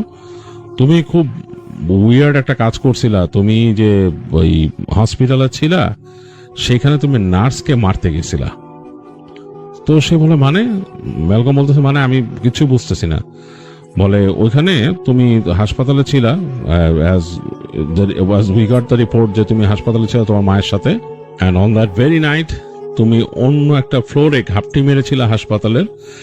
সেখানে যখন নার্স আসছিল, ডিউটি নার্স, তুমি একটা ধারালো কেচি নিয়ে তার দিকে ছুটে আসছিল তাকে আঘাত করতে, এবং তুমি বেশ বিভৎস রকম চিৎকার করতেছিলা, এবং তোমাকে তখন ওই নার্স যখন দৌড়ায় নায়িকের নার্সের পেছনে পেছনে, তখন তার চিৎকার শুনে সিকিউরিটির লোকরা দৌড় দিয়ে আসে, এসে তোমাকে আটকায় ফেলে। তুমি লাকিলি তাকে হার্ট করতে পারো নাই। তো তুমি হাসতেছিলে এবং বিভৎস রকমের চিৎকার করতেছিলা। তো তোমার মেন্টাল স্টেট নিয়ে সবাই সন্ধিয়ান ছিল যে তুমি নিশ্চয়ই মেন্টালি কোনো পেশেন্ট বা সমস্যা আছে তোমার। তো তোমাকে নিয়ে আসা হয় তখন ওখান থেকে, এবং তুমি যখন আমাদের এখানে আসো, এখানে আসার পরও কিন্তু তুমি উদ্ভট আচরণ করতেছিলা, তোমাকে কিন্তু বেঁধে রাখা হয়েছিল তোমাকে কন্ট্রোল করতে না পেরে, এবং তুমি অন্যরকম আচরণ করতেছিলা, অ্যাগ্রেসিভ করা। তো বলার পরে সে কৃষ্ণাঙ্গ লোকটা বলতেছে যে লিসেন মিস্টার ম্যালকম, তোমার সম্পর্কে পুলিশের কোনো রিপোর্ট এর আগের নাই, তুমি এরকম কোনো, তোমার এরকম রিপোর্ট নাই, তোমার কোনো মেন্টাল ইলনেসেরও কোনো রেকর্ড নাই আমাদের কাছে বা স্টেটের কাছে নাই, এরকম কোনো রেকর্ড নাই। বা তুমি কোথাও গেছিলা বা তোমার এরকম কোনো সমস্যা হয়েছিল বা তুমি আমাদের এইসব কারেকশন সেন্টারে আসছো, সেটারও কোনো রিপোর্ট নাই। তো সুতরাং আমি তোমাকে এটা কেন বলতেছি জানো, কারণ যেই হাসপাতালে এই ইনসিডেন্টটা ঘটছে ওই হাসপাতাল সম্বন্ধে আমি কিছুটা জানি। সেই কৃষ্ণাঙ্গ বলতেছে যে আমি কিছুটা জানি যে ওই হাসপাতালে কিন্তু অনেক মানে প্যারানর্মাল কেসেস ঘটে। তো আমার কাছে এটা মনে হয়েছে এটা একটা প্যারানর্মাল কেসেস, এই কারণে কিন্তু তোমাকে আমি এরকম ডিটেলস শেয়ার করলাম। যাই হোক, তোমাকে যদি তোমার আরেকটা ভালো বুদ্ধি দেই, তুমি যদি এখান থেকে ছাড়া পেতে চাও, তুমি সেই ইকে বলবা যে তোমার যিনি তোমাকে ফার্স্টে যেদিন ইভ্যালুয়েট করছিল ডাক্তার, আনার পরে তোমার কিন্তু এর মাঝখানে 2 দিন চলে গেছে এবং এর মাঝখানে কিন্তু তুমি যতবারই উঠছো তোমার আচরণ অন্যরকম ছিল, এইবারই তোমাকে বেশ নর্মাল পাওয়া গেল। তো তুমি সেই ডাক্তার যিনি ইভ্যালুয়েট করবেন তাকে তুমি বলবা যে আমি ঠিক আছি, আমি কিছু একটা থেকে ভয় পাইছিলাম, অনেক প্যানিকড হয়ে গেছিলাম, এই কারণে এরকম হয়েছে, এরকম শান্ত হয় না, আই ডোন্ট নো কেন হয়েছে। তো ডাক্তার হয়তো তোমাকে যে চেক করবে, কিছু কিছু মেডিকেল চেক করতে পারে, কিছু ওষুধ দিতে পারে, but eventually he'll let you go, যদি তুমি নর্মাল আচরণ করো। তো ম্যালকম তখন বুঝতে পারে যে সে একটা ভেজালে পড়ে গেছে। হ্যাঁ, সে বলে যে আমার প্যারেন্টের সাথে কি আমার দেখা করতে দিবেন, আমার মা অসুস্থ ছিল। বলে তোমার মা, সে ইজ ফাইন নাও, সমস্যা নাই। তাকে বাড়ি পাঠাই দিছে, সে বাসায় চলে গেছে অলরেডি। আর তোমার বাবা আসবে কালকে তোমার সাথে দেখা করতে। সো টেক কেয়ার এবং ঘুমাও, তোমাকে দেখতে চায় তারা, তো ঘুমাও, তোমাকে কিন্তু মনিটর করতেছে তারা। যাই হোক, ম্যালকম তাদের সাথে কথা বলে সে একটু ডিসাইড করে মাথায় এবং তাকে ঘুমাইতে দেয়। তো ম্যালকম ঘুমায়, ঘুমের মাঝে সে উল্টাপাল্টা স্বপ্ন দেখে এবং মানে ভয়ঙ্কর স্বপ্ন। সে স্বপ্নে দেখে যে তার বিছানার আশপাশ দিয়ে সেই যে সে কালো কুচকুচে চুলের মতো অনেকটা এরকম, এবং মানে সেটা চুল বা ধোঁয়া যেটাই বলে, গাঢ় অন্ধকার তার বিছানার আশপাশ দিয়ে ঘুরতেছে এবং সে কানের কাছে হাসি শোনে, তার কাছে কানে কাছে খ্যাক খ্যাক খ্যাক করে হাসে এবং তাকে নাকি এসে বলে যে have come for your soul. তো ম্যালকম ভয় পায়, সে ঘুমের মধ্যে ভয় পায়, সে চিৎকার করে ওঠে। তো যাই হোক, তারপরে ম্যালকমের বাবার সাথে ম্যালকমের দেখা হয় পরদিন। ম্যালকমের বাবা তাকে বলে যে আমি লয়ারের সাথে কথা বলছি এবং তোমার সব রেকর্ড রেডি করছি, তোমার ওরকম কোনো চিন্তা নেই। কি হয়েছিল ব্যাপারটা আসলে তুমি মেডিকেলি যদি প্রুভেন, ডাক্তার তোমাকে করতে পারে যে তোমার সমস্যা নেই, ছেড়ে দিবে তোমাকে ছোটখাটো কিছু টেস্ট করে। যাই হোক, ম্যালকম ওখানে এরকম 2-1 দিন থেকে তারপর ছাড়া পায় এখান থেকে। তো ছাড়া পাওয়ার পরে ম্যালকমের বাবা তাকে বলে যে আমি এটাও খবর নিছি যে ওই হাসপাতালটার মধ্যে প্যারানর্মাল সমস্যা আছে, তোমার মাও উল্টাপাল্টা জিনিস দেখছে এখানে। ম্যালকম বলে কি দেখছে আমার মা? তোমার মা দেখতো যে তার রুমের আশপাশ দিয়ে কে যেন চলাচল করতো। তো তোমার মা ভয় পেত, একে তো তার এরকম স্ট্রোক হয়েছিল, তারপরে সে ভয় পেত, সে দেখতো যে কেউ হাঁটা চলা করে ওই রুমের ভেতর থেকে, এবং মানে যখন নাকি লাইট জ্বালাইতো তখন মনে হতো যে ফিগারটা উধাও হয়ে গেছে, এরকম দেখতো তোমার মা। আর ওই হাসপাতাল সম্বন্ধে আরো খোঁজ খবর নিছি, এটা ওই হাসপাতালটা আসলে হন্টেড হাসপাতাল, বলে সমস্যা আছে। তো আমি তোমাকে যেটা করব, তোমাকে এখন আমি একজন প্রিস্ট আছে আমার বন্ধুর পরিচিত, ওনার কাছে নিয়ে যাব। তো ম্যালকম রাজি হয়, তো ম্যালকমকে নিয়ে যায় সেই প্রিস্টের কাছে এবং প্রিস্ট দেখে, প্রিস্ট বলে যে দেখে যে বলে যে তোমাকে মনে হয় তুমি কি এরকম এরকম স্বপ্ন দেখো, জিজ্ঞেস করে প্রিস্ট তাকে। তখন ম্যালকম বলে যে হ্যাঁ। তো বলে তোমার পিছনে কোনো ডেমন লাগছে এবং তোমাকে সেই ডেমন ওখান থেকেই পজেস্ট করছে। তো যেটা করতে হবে, তোমাকে ওই সময়টা পজেস্ট করছিল এবং তুমি কিন্তু ওই সময় একটা অঘটন ঘটায় ফেলতা, এবং অঘটন যদি ঘটায় ফেলতা তুমি কিন্তু এখন একটা ইসে চলে যেতা এবং হয়তো তোমাকে হয় পাগল আখ্যা দিত, অথবা তুমি যদি পরে নর্মাল স্টেটে থাকতো তোমার বিচার হইতো, থিংস লাইক দ্যাট। তো তোমাকে যদি করতে হয় আমার পারমিশন লাগবে, পারমিশন এনে তারপর দেখা যাক তোমাকে এক্সরসিজম করতে পারি কিনা। তো প্রিস্ট নাকি সময় নিয়ে বিভিন্ন রকম তার যে ডকুমেন্টেশন বা কাজকর্ম যেটা শেষ করে একদিন সে ডিসাইড করে যে অমুক দিন ম্যালকমকে তিনি এক্সরসিজম করবেন। তার সাথে আরেকজন প্রিস্ট নিয়ে আসেন, 2 জন মিলে ম্যালকমরে তারা করে এক্সরসিজম করে এবং এক্সরসিজম করে নাকি বের করে যে ওই যে ম্যালকম সেদিন যে হেঁটে গেছিল ওইখানে, সে ওই রুমটার মধ্যে ওই ডার্ক এনার্জি বা ডিমন, তারা যেটা বলছে ডিমন বা আমরা যেটা বলবো জিন, একটা ভয়ঙ্কর জিন বা ওখানে থাকতো আর কি, ওইটা তার ছিল। আর ওই জায়গাটা ছিল এক সময়কার ওই জায়গাকার মানে ইউনিট, মানে ওই যে পিডিয়াট্রিক কেয়ার ইউনিট আর কি, পিকিউ। তো ওই পিকিউ বা নিকিউ যেটা বলে, নিউনেটাল কেয়ার ইউনিট, মানে ওই জায়গায় ওই রাখা হতো আর কি বাচ্চাদের। তো ওই জায়গায় নাকি নিউবর্ন বাচ্চারা ওখানে থাকতো আর কি। তো ওইটার পরবর্তীতে ওই ইউনিটটা বন্ধ হয়ে যায়, ওদিক থেকে বন্ধ হয়ে যায়, এবং ওই জায়গায় আসলে ওই পেশেন্টও কম যায় আর কি। ইমার্জেন্সি না হলে সাধারণত কোনো মহিলারাও যেত না, হাসপাতাল সম্বন্ধে কিছু তাদের কাছেই ছিল আর কি, ভয় পেত তারা, সোজা কথা। যে এই রিপুটেশন তারা শুনছে যে এরকম এরকম ব্যাপার স্যাপার থাকে, তারা যেত না ওইখানে। তো যাই হোক, ওই নিকিউ পিকিউটা ওইখানে বন্ধ হয়ে যায়, ইউনিটটা ওইখানে। তো ওই যে ডার্ক এনার্জিটা বা ডার্ক যে ওইটা নাকি ওখানে থাকতো। তো ওই দিন যখন নাকি ম্যালকম যে ঢুকছে, সে ম্যালকমকে ওখান থেকে পজেস করছে, এবং পজেস করে সে তো ওদের কাজই ওইটা, যেটা অঘটন ঘটানোর চেষ্টা করছে, যেহেতু সে ভয়ঙ্কর। ওই ডার্ক এনার্জি ওইখানকার একটা নার্সের উপর নজর দিছিল, যে নার্সটা সে ছিল প্রেগন্যান্ট, এবং সে তাকে দূর থেকে মনিটর করতো। তো সেই মেয়েটা আবার খুব মানে পায়াস ছিল, সেই যে নার্স ছিল সে খুব পায়াস এবং সে খুব প্র্যাকটিসিং ছিল। তো তাকে সে সরাসরি কোনোভাবে কিছু করতে পারতেছিল না। তো সে যখন নাকি ম্যালকমকে পজেস করে সে ম্যালকমের মাধ্যমে চেষ্টা করে তাকে এরকম আক্রমণ করতে। তো যাই হোক, সেই মেয়েটা বেঁচে গেছে, এবং সে তো প্র্যাকটিসিং মানুষ, তো সে বেঁচে গেছে।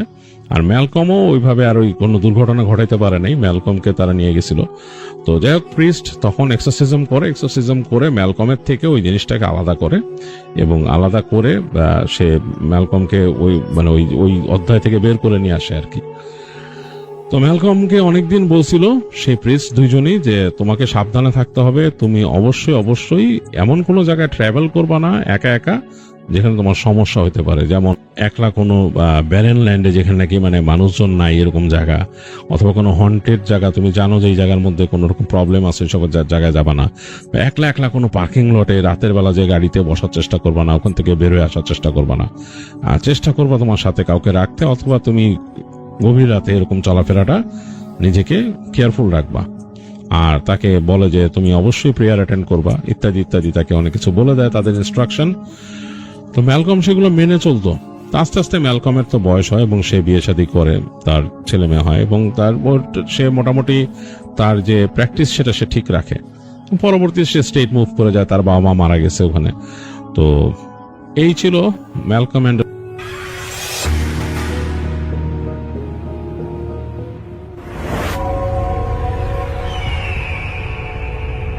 যিনি আমাদের ঘটনা পাঠিয়েছেন তিনি আমাদের সাজ্জাদ ভাই, তিনি সৌদি আরব থেকে আমাদের ঘটনাটি পাঠিয়েছেন।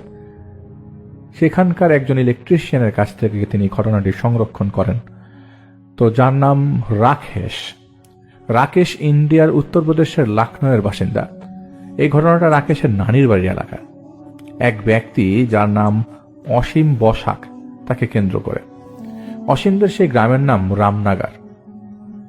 ঘটনার বুঝার সুবিধার্থে প্রথমেই আমরা সেই রামনাগার গ্রামটির একটা ছোট্ট বিবরণ দিব। গ্রামটিতে এখন তেমন আধুনিকতার ছোঁয়া লাগেনি। সেখানকার মানুষজন কয়েকটা বাড়ি মিলে একটা বাথরুম ব্যবহার করত। গ্রামটি থেকে শহরের দিকে যেতে হলে তাদের নদী পার হতে হতো। তবে গ্রামের মানুষগুলো ছিল বেশ ধর্মভীরু। এভাবেই চলছিল সেখানকার মানুষের জীবন। এরই মাঝে একদিন বসাক পরিবার লক্ষ্য করে তাদের বাড়ির গণেশের যে মূর্তিটা ছিল সেটা নির্দিষ্ট জায়গায় নাই।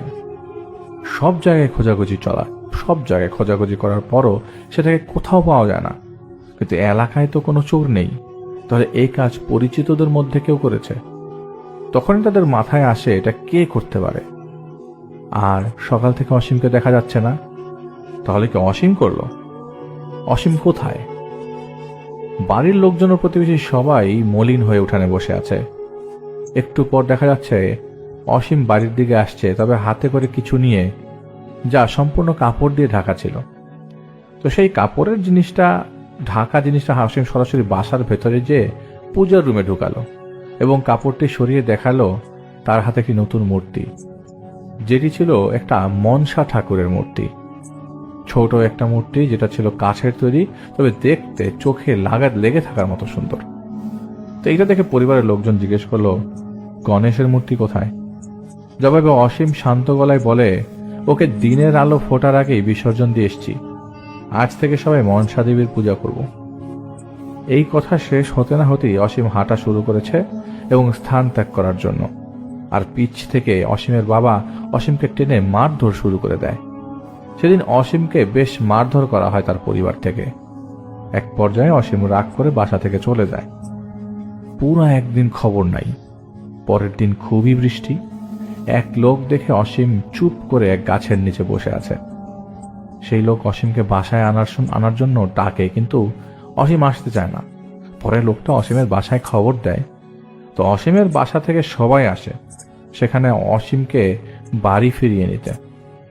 এরপর সবাই মানিয়ে অসীমকে বাসায় নিয়ে আসে আর কি। তবে অসীমের মধ্যে একটা জিনিস লক্ষ্য করে সবাই, অসীম হঠাৎ করে শুদ্ধ ভাষায় কথা বলছে, আর কথাগুলো বলার সময় একটু নাকে বাজছে। মানে আমরা যেটাকে নাকি ভাষায় কথা বলা অথবা নাকে গোঙানো বলি, এটাকে সবাই স্বাভাবিকভাবে নেয়। যেহেতু বৃষ্টিতে ভিজেছে আর একদিন পর ফিরে এসছে, তাই হয়তো বা এরকম হতে পারে। তো বসাক পরিবারের মনসা মূর্তি পাশাপাশি আরেকটি গণেশের মূর্তি আনা হয়, কারণ তারা গণেশ ভক্ত। আর ইদানিং অসীমের কথা চালচরণ একটু অন্যরকম। কথায় কথায় বিসর্জন, বলি, ত্যাগ, দার্শনিক কথাবার্তা চলতে থাকে। আর তার মাঝে এক আধ্যাত্মিকতার ভাব অনেকেই লক্ষ্য করে। এমন এমন কথা বলতো মানুষকে অবাক করে দিত, যেমন অন্যদের মনের কথা, অন্যদের গোপন কথা, যা অসীমের জানার কথা না। আগে কে কি করেছে, তাছাড়া অসীম ইদানিং ভবিষ্যৎবাণীও বেশ সঠিকভাবেই বলছে, যা প্রতিনিয়ত সকলের নজর কাড়ে। লোকজন ভয়ে অসীমের কাছে তেমন ভিড়ত না, যদি কিছু উল্টাপাল্টা বলে দেয়। এভাবেই দিন যাচ্ছিল অসীমের। একদিন রাতে অসীমের মা টয়লেটের জন্য ঘরের বাইরে যাবে। যে কোনোভাবে তার চোখ অসীমের ঘরে যায়। তিনি দেখেন অসীম বিভিন্ন আকারে ভঙ্গিমায় নৃত্য করছে। অসীমের মা বলে, কিরে এসব কি করছিস? জবাব অসীমে বলেন, নর্তন বিসর্জন বাবুয়া, তুমি আমার জন্য নর্তন বিসর্জন করো। তোমার মনে যা চলছে সেখান থেকে একটা আশা আমি পূরণ করব। একটা পাঠা, 3টা আশা, আর একটা নর, সব আশা। অসীমের মা বিরক্ত হয়ে চলে যেতে থাকে। আর পেছন থেকে অসীম বলে, একবার 2 বোন মিলে সম্পত্তির জন্য নিজ বোনের জামাইকে মারার পরিকল্পনা করেছিলে বাবুয়া। পরে ভাবলে মেরে তো আর লাভ নাই, জামাইয়ের ছোট ভাই আছে। এই বাবুয়া, আমার পূজা করো, সব পেয়ে যাবি। এটা শুনে অসীমের মা সেখান থেকে দৌড়ে চলে যায়। আরেকদিকে অসীমের বোন অন্তঃসত্ত্বা অবস্থায় সে নিজ বাবার বাড়িতে বেড়াতে আসে। একদিন অসীম তার বোনের কাছে এসে তার বোনের পেটে হাত দিয়ে বলে, আচ্ছা বোন, তোর পেটে যে বাচ্চাটা সেটা মেয়ে নাকি ছেলে হবে? তবে বোন বলে, আমি তো জানি না ভাই। অসীম বলে, আচ্ছা তুই মেয়ে চাস নাকি ছেলে চাস? জবাবে বোন বলে, আমার তো একটা ছেলের খুব শখ। অসীম বলে, আচ্ছা যদি মেয়ে হয়? জবাবে বোন বলে, মেয়ে হলে আর কি করার? অসীম একটু ভেবে ফিস করে বলে, আচ্ছা ঠিক আছে, যদি ছেলে হয় তাহলে তুই নিবি, আর মেয়ে হলে আমি নিব, আর এর বিনিময়ে তোকে দাসী দিব। বোন হেসে মজা করে বলে, যেটাই হোক তুই রেখে দিস যা। অসীম বলে, পরে আবার কাঁদিস না কিন্তু। এ কথা বলে অসীম সেখান থেকে চলে যায়। একদিন রাতে অসীমের মা কোনো এক কারণে ঘর থেকে বের হয়েছে আর কি, দেখে কয়েকটা বিশাল সাপ অসীমের শরীরের উপরে ওটা নড়াচড়া করছে, আর অসীম সেগুলোকে আদর করে দিচ্ছে। অসীমের মা চিৎকার দেওয়ার চেষ্টা করে, কিন্তু পারে না। অসীম বলে, বাবুয়া, তুমি বাস্তব আর স্বপ্নের মধ্যে তফাৎ বুঝো না। অসীমের মা তখন কেঁদে বলে, বাবা তুই এমন কেন করছিস? জবাবে অসীম বলে, বাবা না মা, আমি তোদের মা, মনসা মা। আমাকে ভোগ দিয়ে নিজের পাপকে শুদ্ধ কর।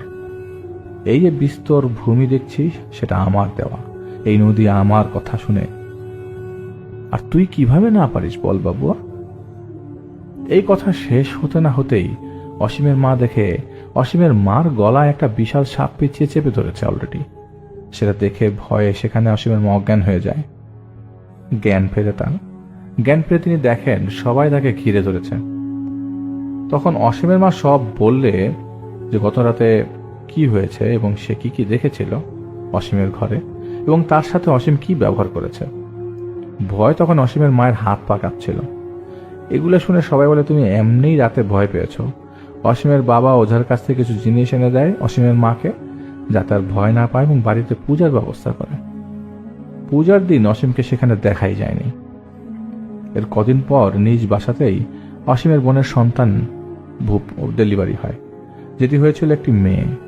তারপরে বাড়ির সবাই বেশ খুশি, কিন্তু বাচ্চা জন্মের 3 দিন পর হঠাৎ বাচ্চাকে আর পাওয়া যায় না। এদিকে সেদিক খোঁজা শুরু হয়ে যায়, তবে কোথাও খবর পাওয়া যাচ্ছিল না। সারা বাড়ি খুঁজে তন্ন তন্ন করে অবস্থা, সর্বত্র খোঁজা হয়, হইচই পড়ে যায় পুরো এলাকায়। সারা এলাকাবাসী খুঁজে পায় না বাচ্চাটাকে। বসাক পরিবারে নেমে আসে শোকের ছায়া। এরপর থেকে অসীমের বোন লক্ষ্য করে তার ননদ ও শাশুড়ি আগের থেকে আরো বেশি ভালোবাসে, মোট কথায় তাকে মাথায় তুলে রাখে। এইদিকে আজকাল অসীমকে বাসায় অতটা দেখাই যায় না, কেমন যেন অন্য মনস্ক হয়ে আছে। নেশার মতো চোখ, পাগলাটে স্বভাব, গালাগালি করার মতো অবস্থা, নিজেকে তাদের মনসা ভগবান বলে দাবি করা ইত্যাদি চলছে। আর বলে এ কায়ামে পচন ধরে গেছে। কায়া মানে শরীর, ভোজপুরিতে শরীর মানে কায়া, কায়াকে বিসর্জন দিতে হবে। আজকাল বাসক পরিবারের আশপাশে বেশ সাপ দেখা যায়। বসাক পরিবারের মাঝরাতে বড় বড় রাজহাঁস দেখা যায়, যা এলাকার বাসী অনেকেই দেখেছে। একদিন রাতে অসীমের বাবা দোকান থেকে বাড়ির দিকে ফিরছিল। তাদের দোকান থেকে বাড়িতে আসার পথে ছোট্ট একটা জঙ্গলের মতো পড়ে, জঙ্গলের মতো, আর তার পাশেই মনসা ঠাকুরের ঘর। সেদিন অসীমের বাবা যখন বাসার দিকে আসছিল, তার কানে একটা শব্দ আসে। শব্দটা তার মনে হচ্ছিল কেউ খুব মজা করে রসালো কিছু খাচ্ছে। সেটা দেখার জন্য তিনি ভালো মতো লক্ষ্য করে দেখে সেখানে কেউ বসে একটা কিছু খাচ্ছে। অসীমের বাবা কৌতূহল নিয়ে একটু সামনে যায়। সামনে যেতেই সে দেখে এটা অসীম, একটা শিশু বাচ্চার কাটা মাথা, যা শরীর থেকে সম্পূর্ণ আলাদা। সেটার একটা অংশ অসীম খাচ্ছে। এমন সময় অসীম তার বাবার দিকে ঘুরে তাকায়। এই আধারেই অসীমের বাবার চোখাচোখি হয়ে যায়, তবে অসীমের কোনো রিয়াকশন নেই। নিজের মতো করে সে বাচ্চাটার মাথা খাওয়ায় ব্যস্ত। এসব দেখে অসীমের বাবা নিজেকে শান্ত রেখে চুপ করে কিছু না বলে সেখান থেকে চলে আসতে থাকে।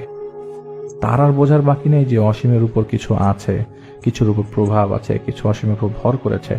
কিন্তু এই যে ঘটনাটা, এটা সবাইকে তিনি কিভাবে বলবেন? কারণ এই ধরনের ঘটনা তো সবাইকে বলা সম্ভব না।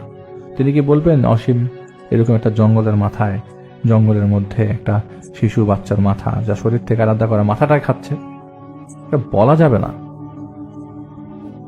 কি তাহলে পরিবারের, গ্রামের সবার চাপে তখন তোপের মুখে পড়তে হতে পারে। তবে এখন অসীমের যে অবস্থা, তাতে ওর সামনে একা যাবার সাহস নেই অসীমের বাবার। অসীমের সামনে এখন কেউ যেতে পারছে না। তিনি ভয়ে ঘুরে চলে যাবে। ঠিক সেই সময় পেছন থেকে ওই যখন বাচ্চাটার মাথা খাচ্ছিল, অসীম খেতে খেতে বলে, भगवान लोगों को ऐसा ही कुछ नहीं देता, वो हिस्से में कुछ तो चाहता है, और गरीब तो हिस्से में खुद को विलीन कर देता है। ये विलीन का एक हिस्सा है। তুই যা ভাবছিস তা তো ঠিক, তুই যেটা পরিকল্পনা করছিস এর মাসুল পুরো গ্রামবাসী দিবে। তুই আমার দাস হয়ে যা, তোকে এই গ্রামের প্রধান করে দিব। জবাবে অসীমের বাবা বলে, আমাকে একদিনের সময় দাও, আমি চিন্তা করে জানাবো। অসীম তখন বলে ওঠে, এখানে ভাবার কি আছে? তুই শুধু বলে দেখ, এই গ্রামকে তোর হুকুমের গোলাম করে দেব। জবাবে অসীমের বাবা বলে, তারপরেও এত বড় কিছু একটা জিনিস চিন্তা করাই ভালো।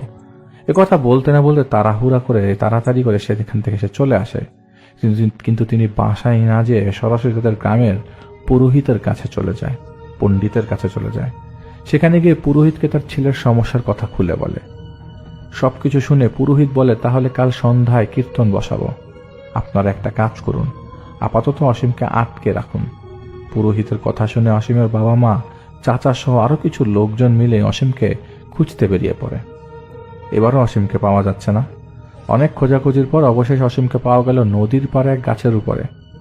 সবাই মিলে ধরে নামাতে চেষ্টা করলে সবাইকে লক্ষ্য করে অসীম গায়ে এত শক্তি যে 4-5 জন ধরেও ওই পাশে ওই মুহূর্তে ধরে রাখতে পারছিল না।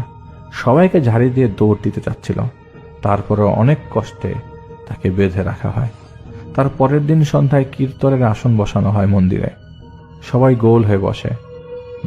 বিভিন্ন খাবারের মধ্যে অন্যতম ছিল বিভিন্ন ধরনের মিষ্টি, আর সেখানে অসীমকে একটা গোল বৃত্তের মধ্যে বসিয়ে রাখা হয়।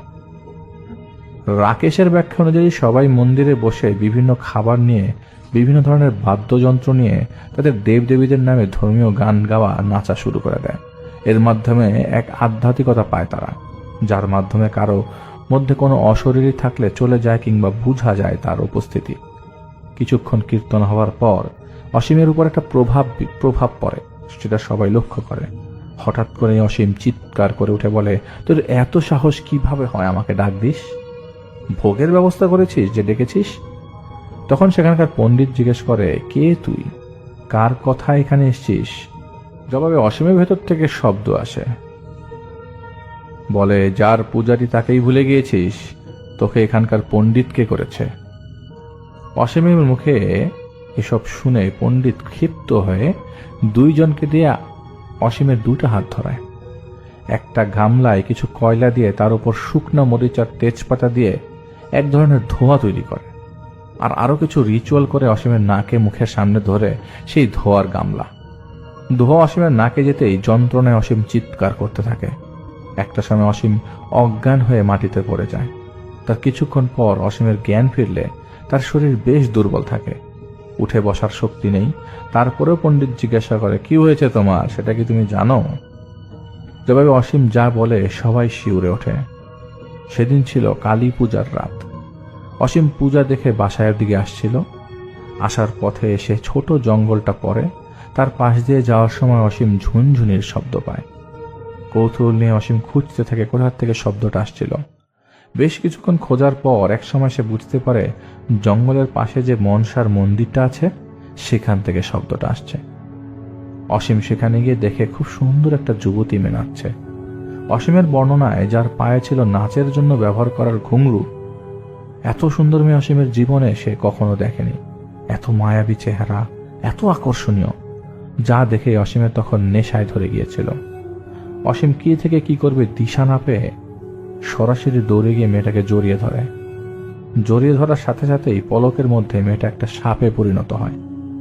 অসীম আতঙ্কে পড়ে যায়। অসীমকে লক্ষ্য করে তার চারপাশে অনেক সাপ আসা শুরু করে। অসীম সেখান থেকে কোনোভাবে পালানোর চেষ্টা করে, দৌড়ে বাসায় চলে আসে। এরপর সেদিনের পর থেকে আজ নিজেকে সে এইভাবেই পাচ্ছে, তাকে সবাই এভাবেই দেখছে। সেদিনকার মতো পণ্ডিত কিছু মালা তাবিজ টাইপের কিছু দিয়ে বলে, আশা করি সমস্যার সমাধান হয়ে গেছে। সেদিন রাতে অসীমের সাথে তার বাবা ঘুমাতে আসে। মাঝরাতে হঠাৎ অসীম তার বাবার গলা চেপে ধরে আর বলে, বিশ্বাসঘাতক, তাও আবার আমার সাথে? তোদের মতো গরিবরা বুঝবে না কখনো বড় লোকের স্বাদ। অসীমের বাবা অনেক কষ্টে কোন রকম অসীমের হাত সরিয়ে অসীমকে ধাক্কা দিয়ে দৌড়ে ঘর থেকে বের হয়ে যায়।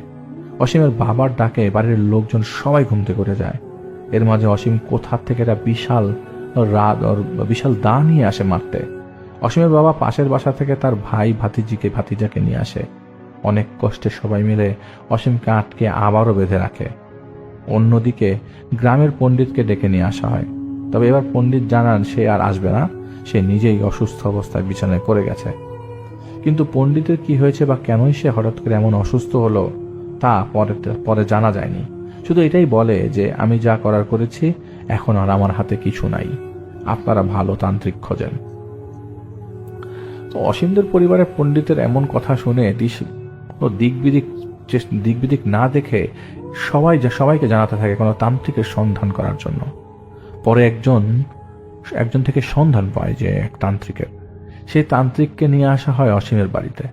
তান্ত্রিকের একটা 5-6 জনের দল ছিল। তারা সবাই গোল হয়ে বসে অসীমকে মাঝে বসায়।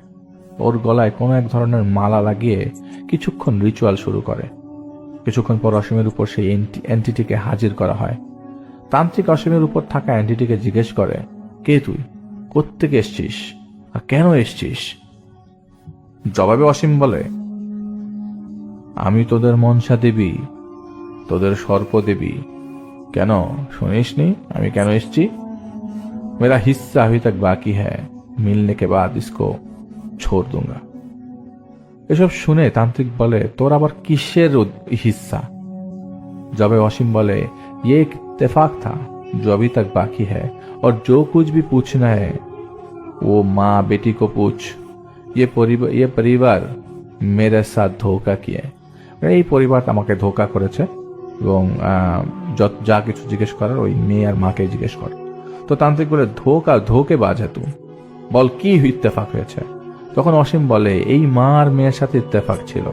আমি অসীমের মাকে তাদের সব সম্পত্তি পাইয়ে দিব আর মেয়েকে অনেক স্বর্ণ টাকা দিব, দাসী দিব, কিন্তু এর বিনিময়ে আমার 3টা নর ভোগ দিবে। কিন্তু ওরা মাত্র 2টা দিয়ে আর দেয়নি, এর মধ্যে থেকে একটা এখনো বাকি আছে। এই কথা শুনে অসীমের মা চিৎকার করে বলে সব মিথ্যা। তখন অসীমের উপর থাকা এন্টিটি বলে মনসা কখনো মিথ্যা বলে না।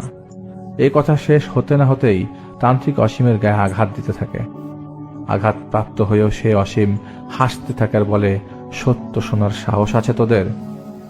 জবাবে তান্ত্রিক বলে যা বলার তাড়াতাড়ি বল, কিসের বিনিময়ে তুই ওদেরকে ছেড়ে দিবি? এবার অসীমের ভেতরে থাকে সে এন্টিটি বলে ওঠে আমার হিস্সা আমাকে বুঝিয়ে দে, আমি চলে যাব। তান্ত্রিক তাকে বলে তুই যেটা চাচ্ছিস সেটা সম্ভব না। অসীম বলে কে বলেছে সম্ভব না? ওই যে অসীমের মা, ওকে বল, ও সব ব্যবস্থা করে দিবে, আগেও সে সেভাবেই করেছে। তান্ত্রিক বলে কিভাবে করেছে তুই বল।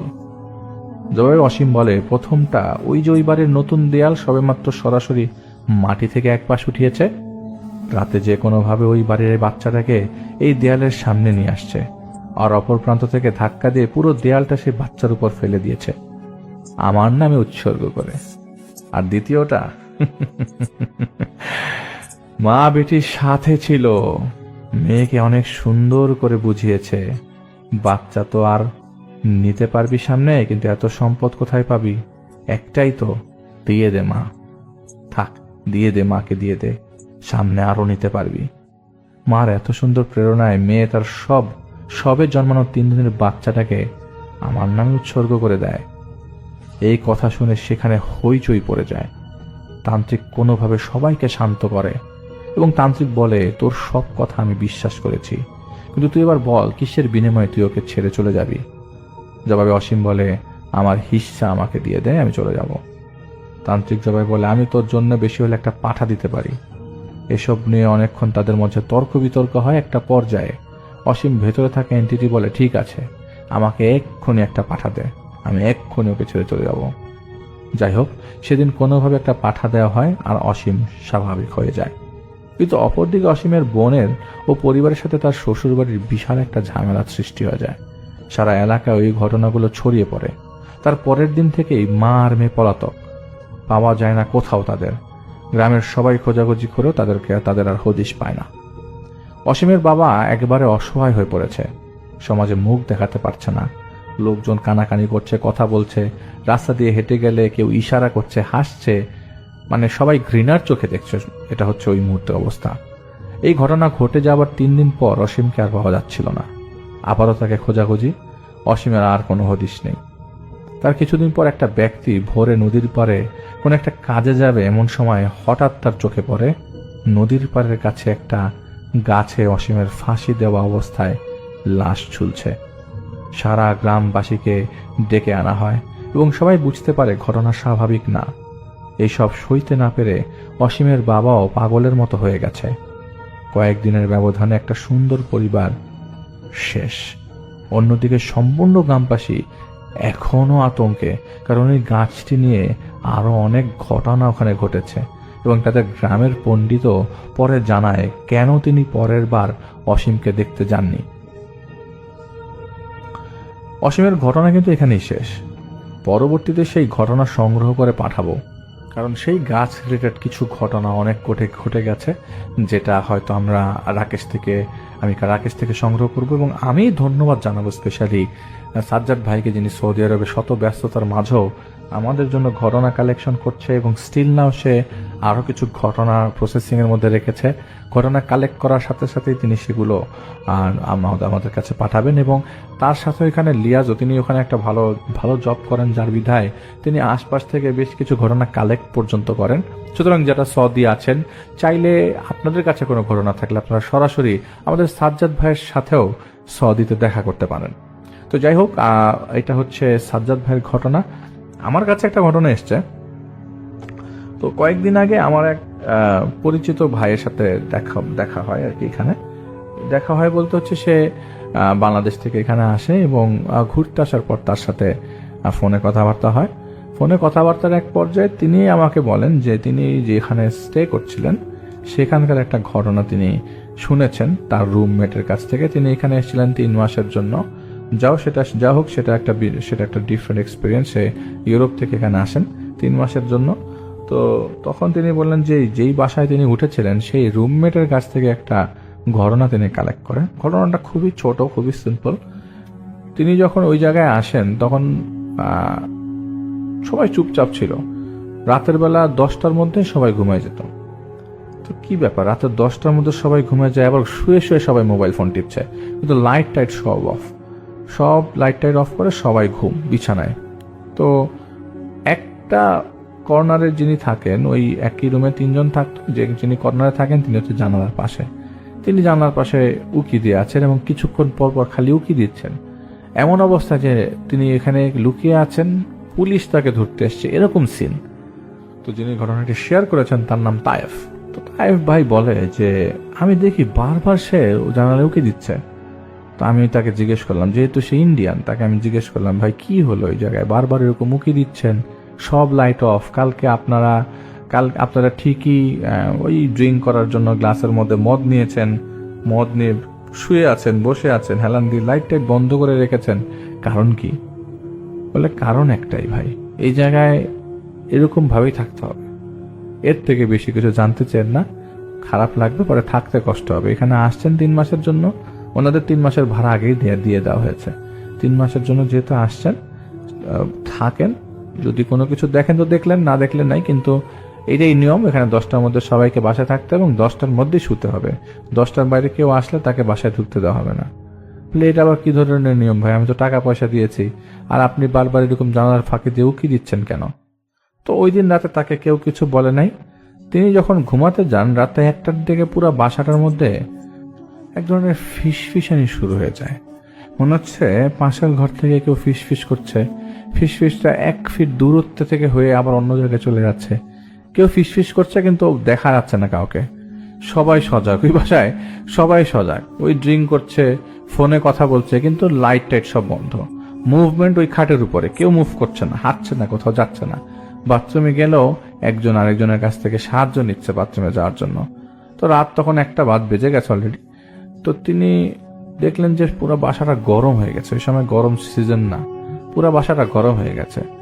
তো ওই মুহূর্তে তিনি আসলে 3 মাসের টাকা যেই ভাইকে দিয়েছিলেন সেই ভাইকে বলেন যে ভাই, আসলে আপনি কি হিটারটা একটু বন্ধ করবেন? এত তো শীত পড়ে নাই, হিটারটা ছাড়ছেন, খুব গরম লাগতেছে। বলে কোনো সমস্যা নেই, এভাবেই সহ্য করেন, আমাদেরও গরম লাগতেছে, হিটার ছাড়া হয় নাই।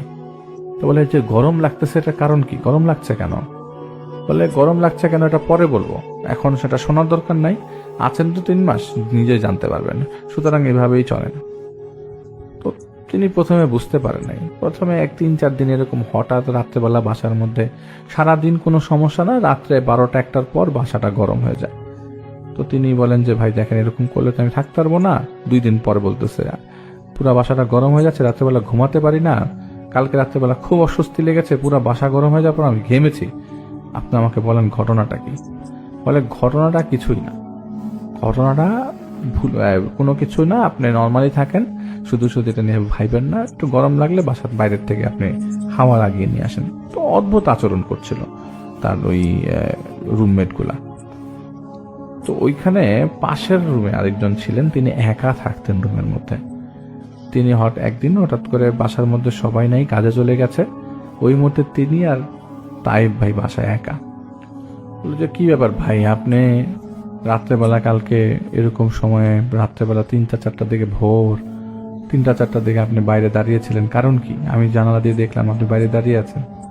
বলছে আরে ভাই কি বলবো, আমি যে রুমে থাকি সেই রুমে যে 2 জন মানুষ থাকে আমার সাথে, আমি তো ভাড়া দিলাম, কিন্তু বুঝলাম না আমি যে এই লোকগুলা আমাকে, ইন্ডিয়ান লোক, বলে যে চুপচাপ থাকেন, কথা বলেন না, বাসা গরম হয়ে যাচ্ছে।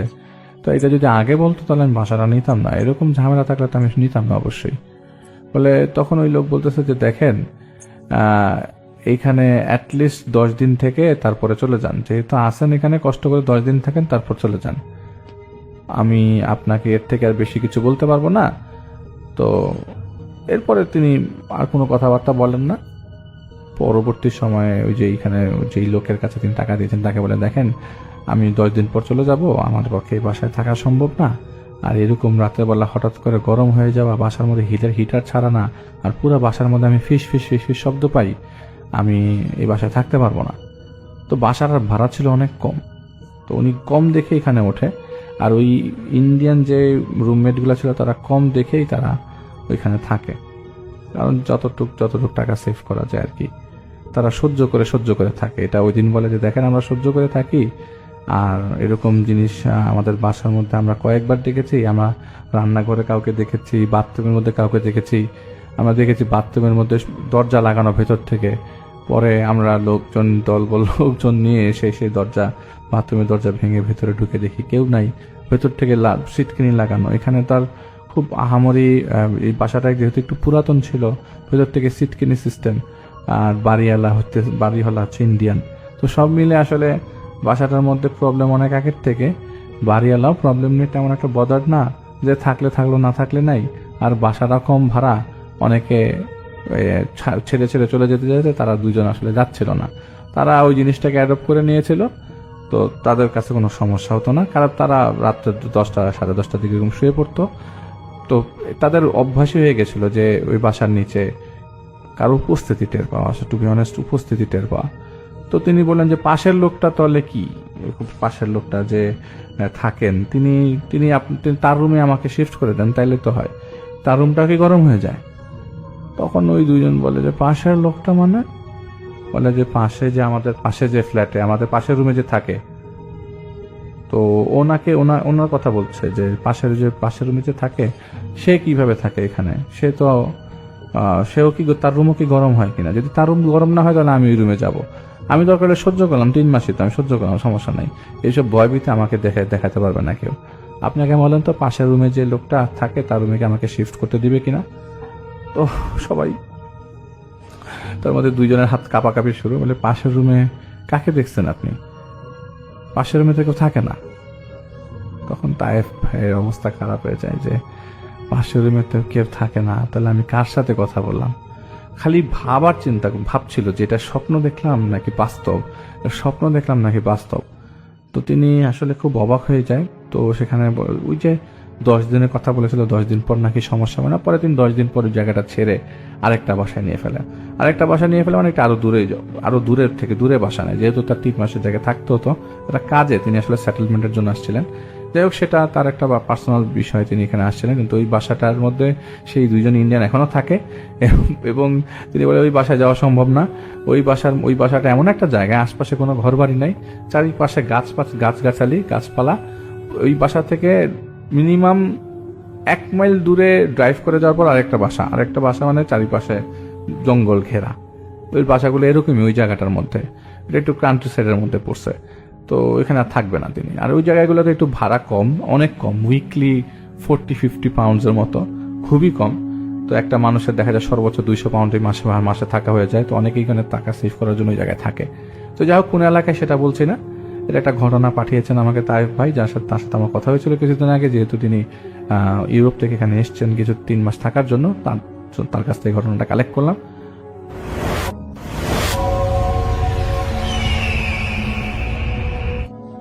ধন্যবাদ রাসেল ভাই আমাকে ঘটনা বলার সুযোগ দেওয়ার জন্য।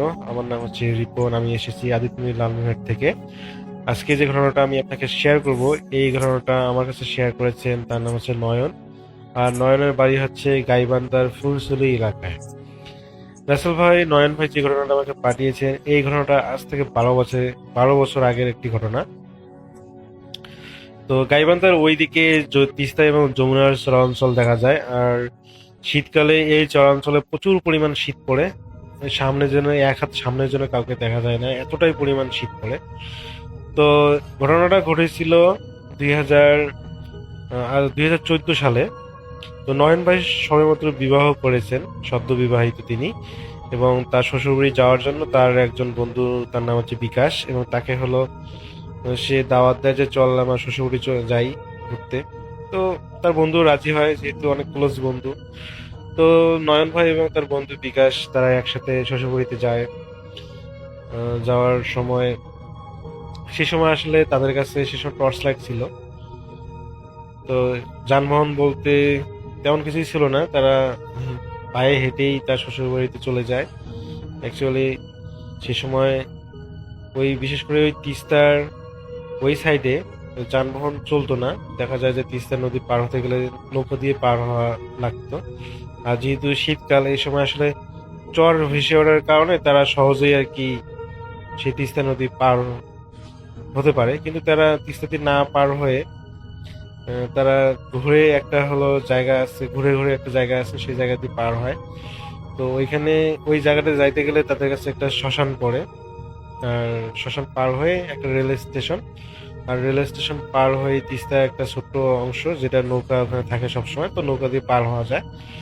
তো নয়ন ভাই এবং তার বন্ধু বিকাশ সেই রাস্তা দিয়ে যায়। তো যাওয়ার সময় কোনো সমস্যাই হয়নি। তো শ্বশুরবাড়িতে যাওয়ার পর খাওয়া দাওয়া করে তাদের বাসায় আসতে আসতে বেশ রাত হয়ে যায়।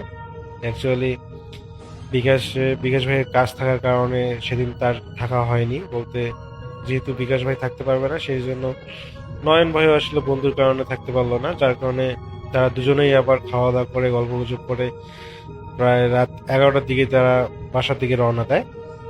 যেহেতু দুই বন্ধু একসাথে আছে, তো তারা কোনোভাবেই কোনো কিছু ভয় পাচ্ছে না, তো সুন্দরভাবেই তারা বাসায় আসার জন্য মনস্থির করে। তো যাওয়ার সময় যে রকমটা শীত অনুভূত হয়েছিল, আসার সময় তারা অনুভব করে যে এতটা শীত পড়েছে যে বলার বাহিরে। এবং তারা সুন্দরভাবে তিস্তার সেই নদীর কিনারা পর্যন্ত চলে আসে এবং সেখান থেকে এসে তারা নৌকা নিয়ে তিস্তা নদী পার হয়, কিন্তু কোনো সমস্যাই হয় না তাদের সাথে। তো বিপত্তি বাদে তখন যখন তারা তিস্তা পার হয়ে যখন তারা সেই রেল লাইনে চলে আসে, রেল লাইন দিয়ে হাঁটতে থাকে কিছুক্ষণ, এবং হাঁটার সময় তারা লক্ষ্য করে যে রেল লাইনের উপরে একটা মানে কিছু কাঠ জড়ো করে রেখে যেভাবে আগুন জ্বালালে যে রকম দেখা যায় দূর থেকে, সেই রকম মনে হচ্ছে যে কেউ রেল লাইনের উপরে আগুন পোয়াচ্ছে, শীতের রাতে আগুন পোয়াচ্ছে, এরকম মনে হচ্ছে যে চাদর মুড়ি দিয়ে কেউ একজন আগুন পোয়াচ্ছে। তো তারা দুজন মনে করলো যে হয়তোবা স্টেশনের মাস্টার, তিনি হয়তোবা এইভাবে আগুন জ্বালিয়ে তাপ পোয়াচ্ছেন। তো তারা দুজন যখন কাছাকাছি চলে গেল, সে স্টেশনের কাছাকাছি চলে গেল, এখানে রাসেল ভাই স্টেশনের নামটা বলা যাচ্ছে না। তো তারা যখন স্টেশনের কাছে চলে গেল, তারা দেখলো যে সেই আগুন ঠিকই জ্বলতেছে, কিন্তু সে আগুনের আশেপাশে কেউ নেই। অথচ দূর থেকে তারা শীত থাকা সত্ত্বেও তারা একটু একটু দেখতে পাচ্ছিল কেউ একজন বসে আছে, মানে তাপ পোয়াচ্ছে। কিন্তু তারা যখন কাছে গেল তখন দেখলো যে সেখানে কেউ নেই। তো তারা এটাতে বেশ অবাক হলো যে এটা কিভাবে সম্ভব, তারা একটা মানুষের মতো অবয়বকে দেখলো অথচ এখন সেখানে কেউ নেই। তো তারা এটা নর্মাল ভাবেই নিল, তারা ততটা ভয় পেল না। কিন্তু রাসেল ভাই যখন তারা এই বিষয়গুলো নিয়ে দুজনে এই বিষয়টা নিয়ে গবেষণা করতে করতে যখন তারা সেই তাদের যাওয়ার পথে যে শ্মশানটা আছে সেই শ্মশানের কাছাকাছি চলে যায়, তখন তারা খুবই অবাক হয়ে যায়, কারণ সেই শ্মশানের মধ্যে সেম ভাবে একটা চিতা জ্বলতেছে। অথচ আসার সময় তারা দেখছিল এটা একদম ফাঁকা একটা পরিত্যক্ত একটা চিতা, কারণ এখানে অনেকদিন পর পর মানুষ পোড়ানো হয়। আসার সময় তারা একদম দেখছিল যে একটা পরিত্যক্ত চিতা, কিন্তু এখন যাওয়ার সময় তারা দেখতেছে যে এটা বেশ সাজসজ্জা ভাবে চতুর্পাশে দিয়ের মধ্যে তেল দিয়ে হচ্ছে আগুন জ্বালানো, পুরো শ্মশানটা মানে একটা পরিষ্কার পরিচ্ছন্ন হবে, এবং সেখানে একটা কাঠ দিয়ে একটা শ্মশান জ্বালানো। তারা দুজনে খুবই ভয় পায় যে এটা কিভাবে সম্ভব। তারা তো এই এখন থেকে 3-4 ঘন্টা আগে তো তারা হলো এই রাস্তা দিয়ে আসার সময় দেখছিল এটা একদম পরিবর্তিত অবস্থায় আছে, তাহলে এখন এই সময়ের মধ্যে এটা এত পরিচ্ছন্ন পরিষ্কার করে একটা চিতা সাজিয়ে কেউ একজন চলে যাবে, এটা তো প্রায় অসম্ভব। তারা কোনোভাবেই এটা বিশ্বাস করতে পারতেছে না। তো তারা দুজনে খুবই ভয় পাচ্ছে এই বিষয় নিয়ে। তো যখন তারা সেই চিত্রটা পার হয়ে সামনে এগিয়ে যায়, তো তারা হলো একটা কান্নার শব্দ পায়, একটা মেয়ের কান্নার শব্দ পায়, এবং তারা খুব অবাক হয় যে কোন মেয়ে এত রাতে একটা মেয়ে কান্না করতেছে। তো তারা যখন এই বিষয়টা নিয়ে মানে সেই মেয়েটার কান্না শুনে সেখানে দাঁড়ায়, এবং দাঁড়িয়ে যখন পিছনে তাকায়, তারা দেখে যে সেই শ্মশানের ধারে একটা ছোট্ট একটা বট গাছ, গাছটা বেশি বড় না, ছোট মাঝারি একটা বট গাছের নিচে একটা সাদা শাড়ি পরা একটা সুন্দর মেয়ে, একটা দেখতে সুন্দর, সেই মেয়েটা বসে কান্না করতেছে। তো তারা দুজন চিন্তা করে যে এত রাতে এখানে একটা মেয়ে কান্না করতেছে। তো প্রথমত তারা ভয় পেয়ে যায়, কিন্তু তারা যখন কিছুক্ষণ দাঁড়িয়ে থেকে সেই মেয়েটাকে অবলোকন করে, তারা দেখে যে মেয়েটা একদম স্বাভাবিক, মনে হচ্ছে যে স্বাভাবিক একটা মেয়েই কান্না করতেছে। তো তারা চিন্তা করে যে হয়তোবা সেই মেয়েটা বিপদে পড়েছে। তো তারা কাছাকাছি যায় এবং জিজ্ঞেস করে যে কে আপনি, আর এখানে বসে কান্না করতেছেন কেন? কিন্তু সেই মেয়েটা কোনো উত্তর দেয় না, সেই কান্নাই করতেছে। যখন নয়ন ভাই একটু জোর গলায় বলল যে আরে বলেন না কেন, আপনি কি এখানে এত রাতে কান্না করতেছেন কেন, তখন সেই মেয়েটা তার ফেসটা তোলে এবং তাদের দিকে তাকায় এবং বলে যে আমার স্বামী আজকে মারা গিয়েছে, ওই যে চিতাটা জ্বলতেছে ওইটা আমার স্বামী, এখন আমি কি করব, মানে তার দুঃখের কথাগুলো কিছু বললো। তো এটা শুনে নয়ন ভাই এবং বিকাশ দুজনেই একটু ব্যথিত হলো যে মেয়েটার স্বামী মারা গেছে, অথচ এখন সে একা হয়ে গেল। তো তাদের তো করার কিছুই নেই। তো যখন তারা সেই মেয়েটাকে একটু সান্ত্বনামূলক কথা বলে, যখন তারা বাসার দিকে রওনা দিবে, তো সেই মেয়েটা এখন একটা অন্য সুরে কান্না করতেছে।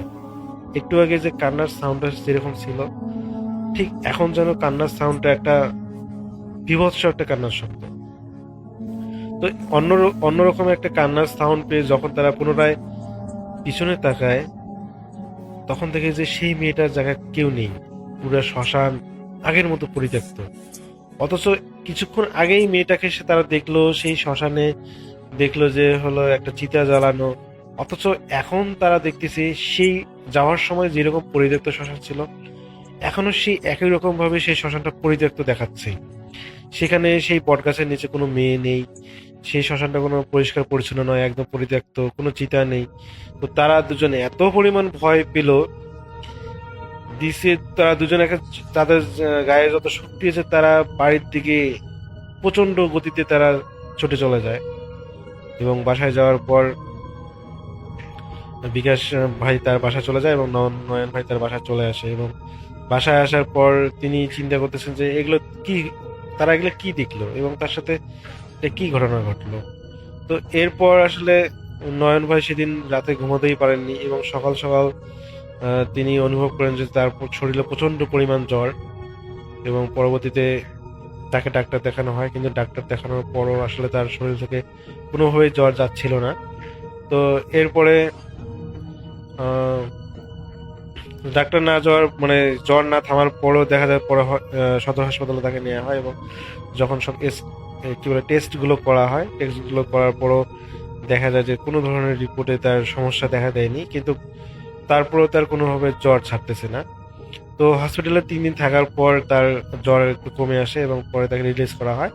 তো বাসায় আসার পর পুনরায় তার আবার জ্বরটা চলে আসে এবং কোনোভাবেই জ্বর থামে না। স্থানীয় যে ডাক্তার আছে তার মাধ্যমে ওই একই ধরনের ওষুধ খাচ্ছিল, কিন্তু কোনো কাজে লাগতেছে না।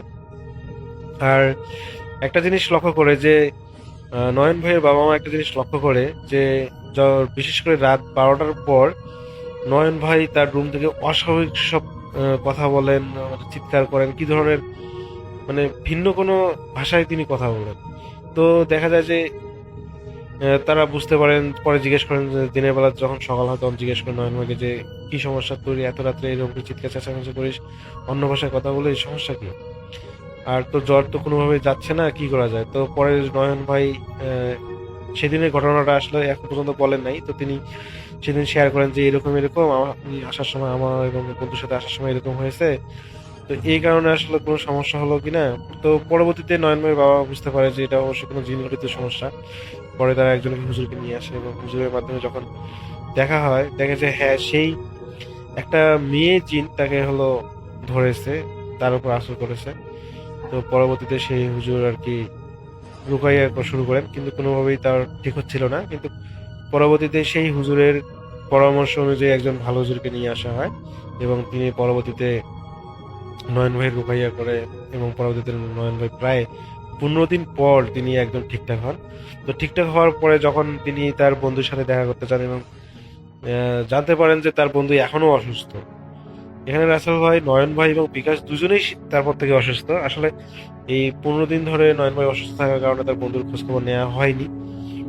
তো এখনো জানতে পারেন যে তার বন্ধু অসুস্থ। তো পরবর্তীতে একই হুজুরের মাধ্যমে সেই বিকাশ ভাইকে রুকাইয়া করা হয় এবং তিনিও সুস্থ হন। তো এটাই ছিল রাসেল ভাই।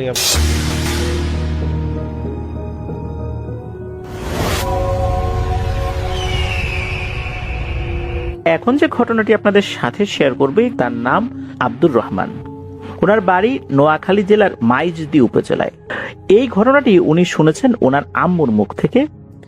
আর ঘটনাটি ঘটেছিল এই আব্দুর রহমান ভাইয়ের দুঃসম্পর্কের এক ফুপুর ছেলের সাথে। ফুপুর ছেলের নাম রায়হান। এই রায়হান ছিল কোরআনে হাফেজ। ছেলেটি খুবই নম্র ভদ্র স্বভাবের ছিল। রায়হান সে একদিন বিকেল বেলা, তখন অবশ্য আসরের আজান দেয়নি, ওই সময় বন্ধুদের সাথে ক্রিকেট খেলছিল। আসরের আজান যখন দিয়ে দেয় তখন রায়হান বন্ধুদেরকে বলে, তোরা খেল, আমি এই পুকুর থেকে অজু করে মসজিদ থেকে নামাজটা পড়ে এসে আবার তোদের সাথে খেলবো। এই কথা বলে সে পার্শ্ববর্তী যে পুকুরটা, এই পুকুরে অজু করতে চলে গেল। তার বন্ধুরা তো খেলছে। এদিকে আসরের নামাজ শেষ হয়ে সন্ধ্যা ঘনিয়ে আসছে, রায়হানের আসার আর নাম নাই। রায়হান কোথায় গেল? সন্ধ্যা হয়ে গেছে, রায়হান কিন্তু আসে না। সবাই বলছে, কিরে রায়হান আসলো না? ওর না নামাজ পড়েই চলে আসার কথা ছিল, এখন মাগরিবের আজান দিয়ে দিবে, রায়হান কোথায় গেল? এমত অবস্থায় রায়হানের পরিবারের সদস্যরা তারা রায়হানকে খোঁজার জন্য চলে আসে। কারণ রায়হান সাধারণত আসরের নামাজ পড়ার জন্য বাসা থেকে বের হতো, মাগরিবের আগ পর্যন্ত খেলাধুলা করতো, মাগরিবের নামাজ পড়ে বাসায় ফিরত। ও ওই দিন আসরের আগেই বাসা থেকে বের হয়েছিল। যেহেতু একটু আগে বের হয়েছে, কি করছে না করছে এই জন্য পরিবারের কয়েকজন সদস্য বের হয়ে আসে যে রায়হান কোথায়। ও যে বন্ধুদের সাথে খেলতো, তাদের খেলা প্রায় শেষ, মাগরিবের আজান দেবে ভাব ওই সময়। এমত অবস্থায় রায়হানের পরিবারের কয়েকজন সদস্য যখন আসে, এসে বলে রায়হান কোথায়, তখন বন্ধুরা বলে যে ও তো আসরের নামাজ পড়তে গেল, এরপর তো আর আসে নাই। আসরের নামাজ পড়তে গেল মানে? বলে হ্যাঁ, ও বলল যে এই যে পুকুরে ওযু করে নামাজ পড়তে যাবে। তখন আসরের নামাজের সময় যেই কয়েকজন মুসল্লি ওই মসজিদে নামাজ পড়েছিলেন, এদের কয়েকজন রেগুলার ছিলেন, তো তাদের বাসাও আশেপাশেই ছিল। তাদেরকে জিজ্ঞেস করা হলো, রায়হান কি নামাজ পড়তে গিয়েছিল? ওরা বললো, কই না তো, আসরের নামাজের পর রায়হানকে তো দেখি নাই। এরপর তারা সন্দেহ করে পুকুরের পাড়ে গেল। পুকুরের পাড়ে গিয়ে একটা জিনিস তারা দেখতে পেল। রায়হান একটা গামছা নিয়ে বাসা থেকে বের হয়েছিল, ওই গামছাটাই পুকুরের পাড়ে রয়েছে। গামছা পুকুরের পাড়ে রয়েছে, রায়হান কোথায়? তখন কিন্তু সন্দেহ ঘনীভূত হয়। এরপর আরেকজন প্রতিবেশী, যার নাম হচ্ছে ফারুক, এই ফারুক লোকটা মধ্যবয়স্ক একজন মানুষ ছিলেন। উনি ডুব দিয়ে অনেকক্ষণ থাকতে পারতেন। অনেকক্ষণ বলতে স্বাভাবিক মানুষ 2 মিনিট থাকেন, 3 মিনিট থাকতে পারতেন, এরকম আর কি। তো উনি পুকুরে নামলেন, নেমে রায়হানকে খোঁজ করার চেষ্টা করলেন। উনি পুকুরের বিভিন্ন সাইডে প্রথমে হাঁটলেন চতুর্দিকে, রায়হান তার পায়ে বাঁধে কিনা। এরপর উনি বুঝতে পারলেন না, পুকুরের চতুর্দিকে রায়হান নাই। তখন উনি পুকুরের আস্তে আস্তে গভীরে যেতে থাকলেন। পুকুরটা যে খুব বেশি গভীর ছিল বিষয়টা এরকম না, একজন মানুষ ডুবে যেত, ডুবে যাওয়ার পর যদি হাত উঁচু করতো হাতটা ভেসে থাকতো, মানে এতটা গভীরতা। উনি পুকুরের ঠিক মাঝ বরাবর যখন গিয়েছেন, যখন ডুব দিয়েছেন, তখন নিচের দিকে সাদা কিছু একটা দেখতে পান। উনি আরো ডুব দিয়ে দেখতে পান, অর্থাৎ ডুব দিয়ে আরেকটু নিচে গিয়ে দেখতে পান এটা রায়হান। এরপর উনি উপর দিকে উঠে যে বলবেন যে রায়হানকে পাওয়া গেছে, উনি যখন উপর দিকে ওঠা শুরু করবেন, হঠাৎ করে নিচ থেকে কে যেন খপ করে তার পা চেপে ধরে। উনি তো খুবই ভয় পেয়ে গেছেন, এদিকে ওনার দমও প্রায় ফুরিয়ে এসেছে। উনি অনেক কষ্টে পাটা ছোটাতে সক্ষম হন। উনি উপরে ওঠেন, উঠে চিৎকার দিয়ে বলেন, রায়হানকে পাওয়া গেছে, এখানে রায়হানকে পাওয়া গেছে। তখন লোকজন তো বুঝতে পারছে যে ঘটনাটা কি হয়েছে। উনি দ্রুত সাঁতার কেটে তীরে চলে আসেন, এসে বলেন যে এই ব্যাপার, রায়হানকে তো এভাবে দেখছি, আর আমি যখন উপরে উঠতে গেছি কে যেন খপ করে পা টেনে ধরছে। এরপর উপস্থিত লোকজন বুঝতে পারল যে এটা স্বাভাবিক কোনো বিষয় নয় মোটেও। রায়হান সাঁতার জানতো, আর আসরের সময় সে যাবে নামাজ পড়তে, অজু করতে গিয়ে সে এখানে পুকুরে নামবে। এদিকে রায়হানের পরিবার তো কান্নাকাটি শুরু করে দিয়েছে, আর এটাই স্বাভাবিক। ওইখানে একজন কবিরাজও ছিল, ওই গ্রামের একজন কবিরাজ। উনি বিষয়টা বুঝতে পেরে ওই ফারুককে বললেন যে ফারুক, তুমি এভাবে নেমো না, আমি তোমাকে একটা জিনিস দিচ্ছি, এই জিনিসটা সাথে নিয়ে নামো, এটা হাতের মধ্যে রাখবা, তাহলে আশা করি ইনশাল্লাহ কোনো ক্ষতি হবে না। এরপর এই যে ফারুক, উনি আবার ডুব দিলেন। ততক্ষণে কিন্তু প্রায় অন্ধকার ঘনিয়ে এসেছে, মাগরিবের আজান হয়ে গেছে। আজানের পরও কিন্তু হালকা আলো থাকে, ওই রকম আলোতে কিন্তু কাজ চলছে। সাহস করে ফারুক আবারও চলে যান পুকুরের মাঝখানে। এবার উনি আবারও ডুব দেন। ডুব দিয়ে দেখতে পান যে রায়হান তার শরীরের অর্ধেক অংশ মাটির ভেতরে। উনি তখন অনেক কষ্ট করে ওই অবস্থাতে রায়হানকে টেনে তোলেন। টেনে তুলে রায়হানকে পুকুরের পাড়ে নিয়ে আসেন। আসলে রায়হানের শরীরের একটা অংশ, বিশেষ করে মাথা থেকে বুক পর্যন্ত, এটা মাটির ভেতরে ওই কাদার মধ্যে আর কি, পুকুরের নিচে তো কাদা থাকে, যে অংশে মাটি থাকে, সেখানে পুঁতে দেওয়া হয়েছিল। কিন্তু কি অপরাধ ছিল তার?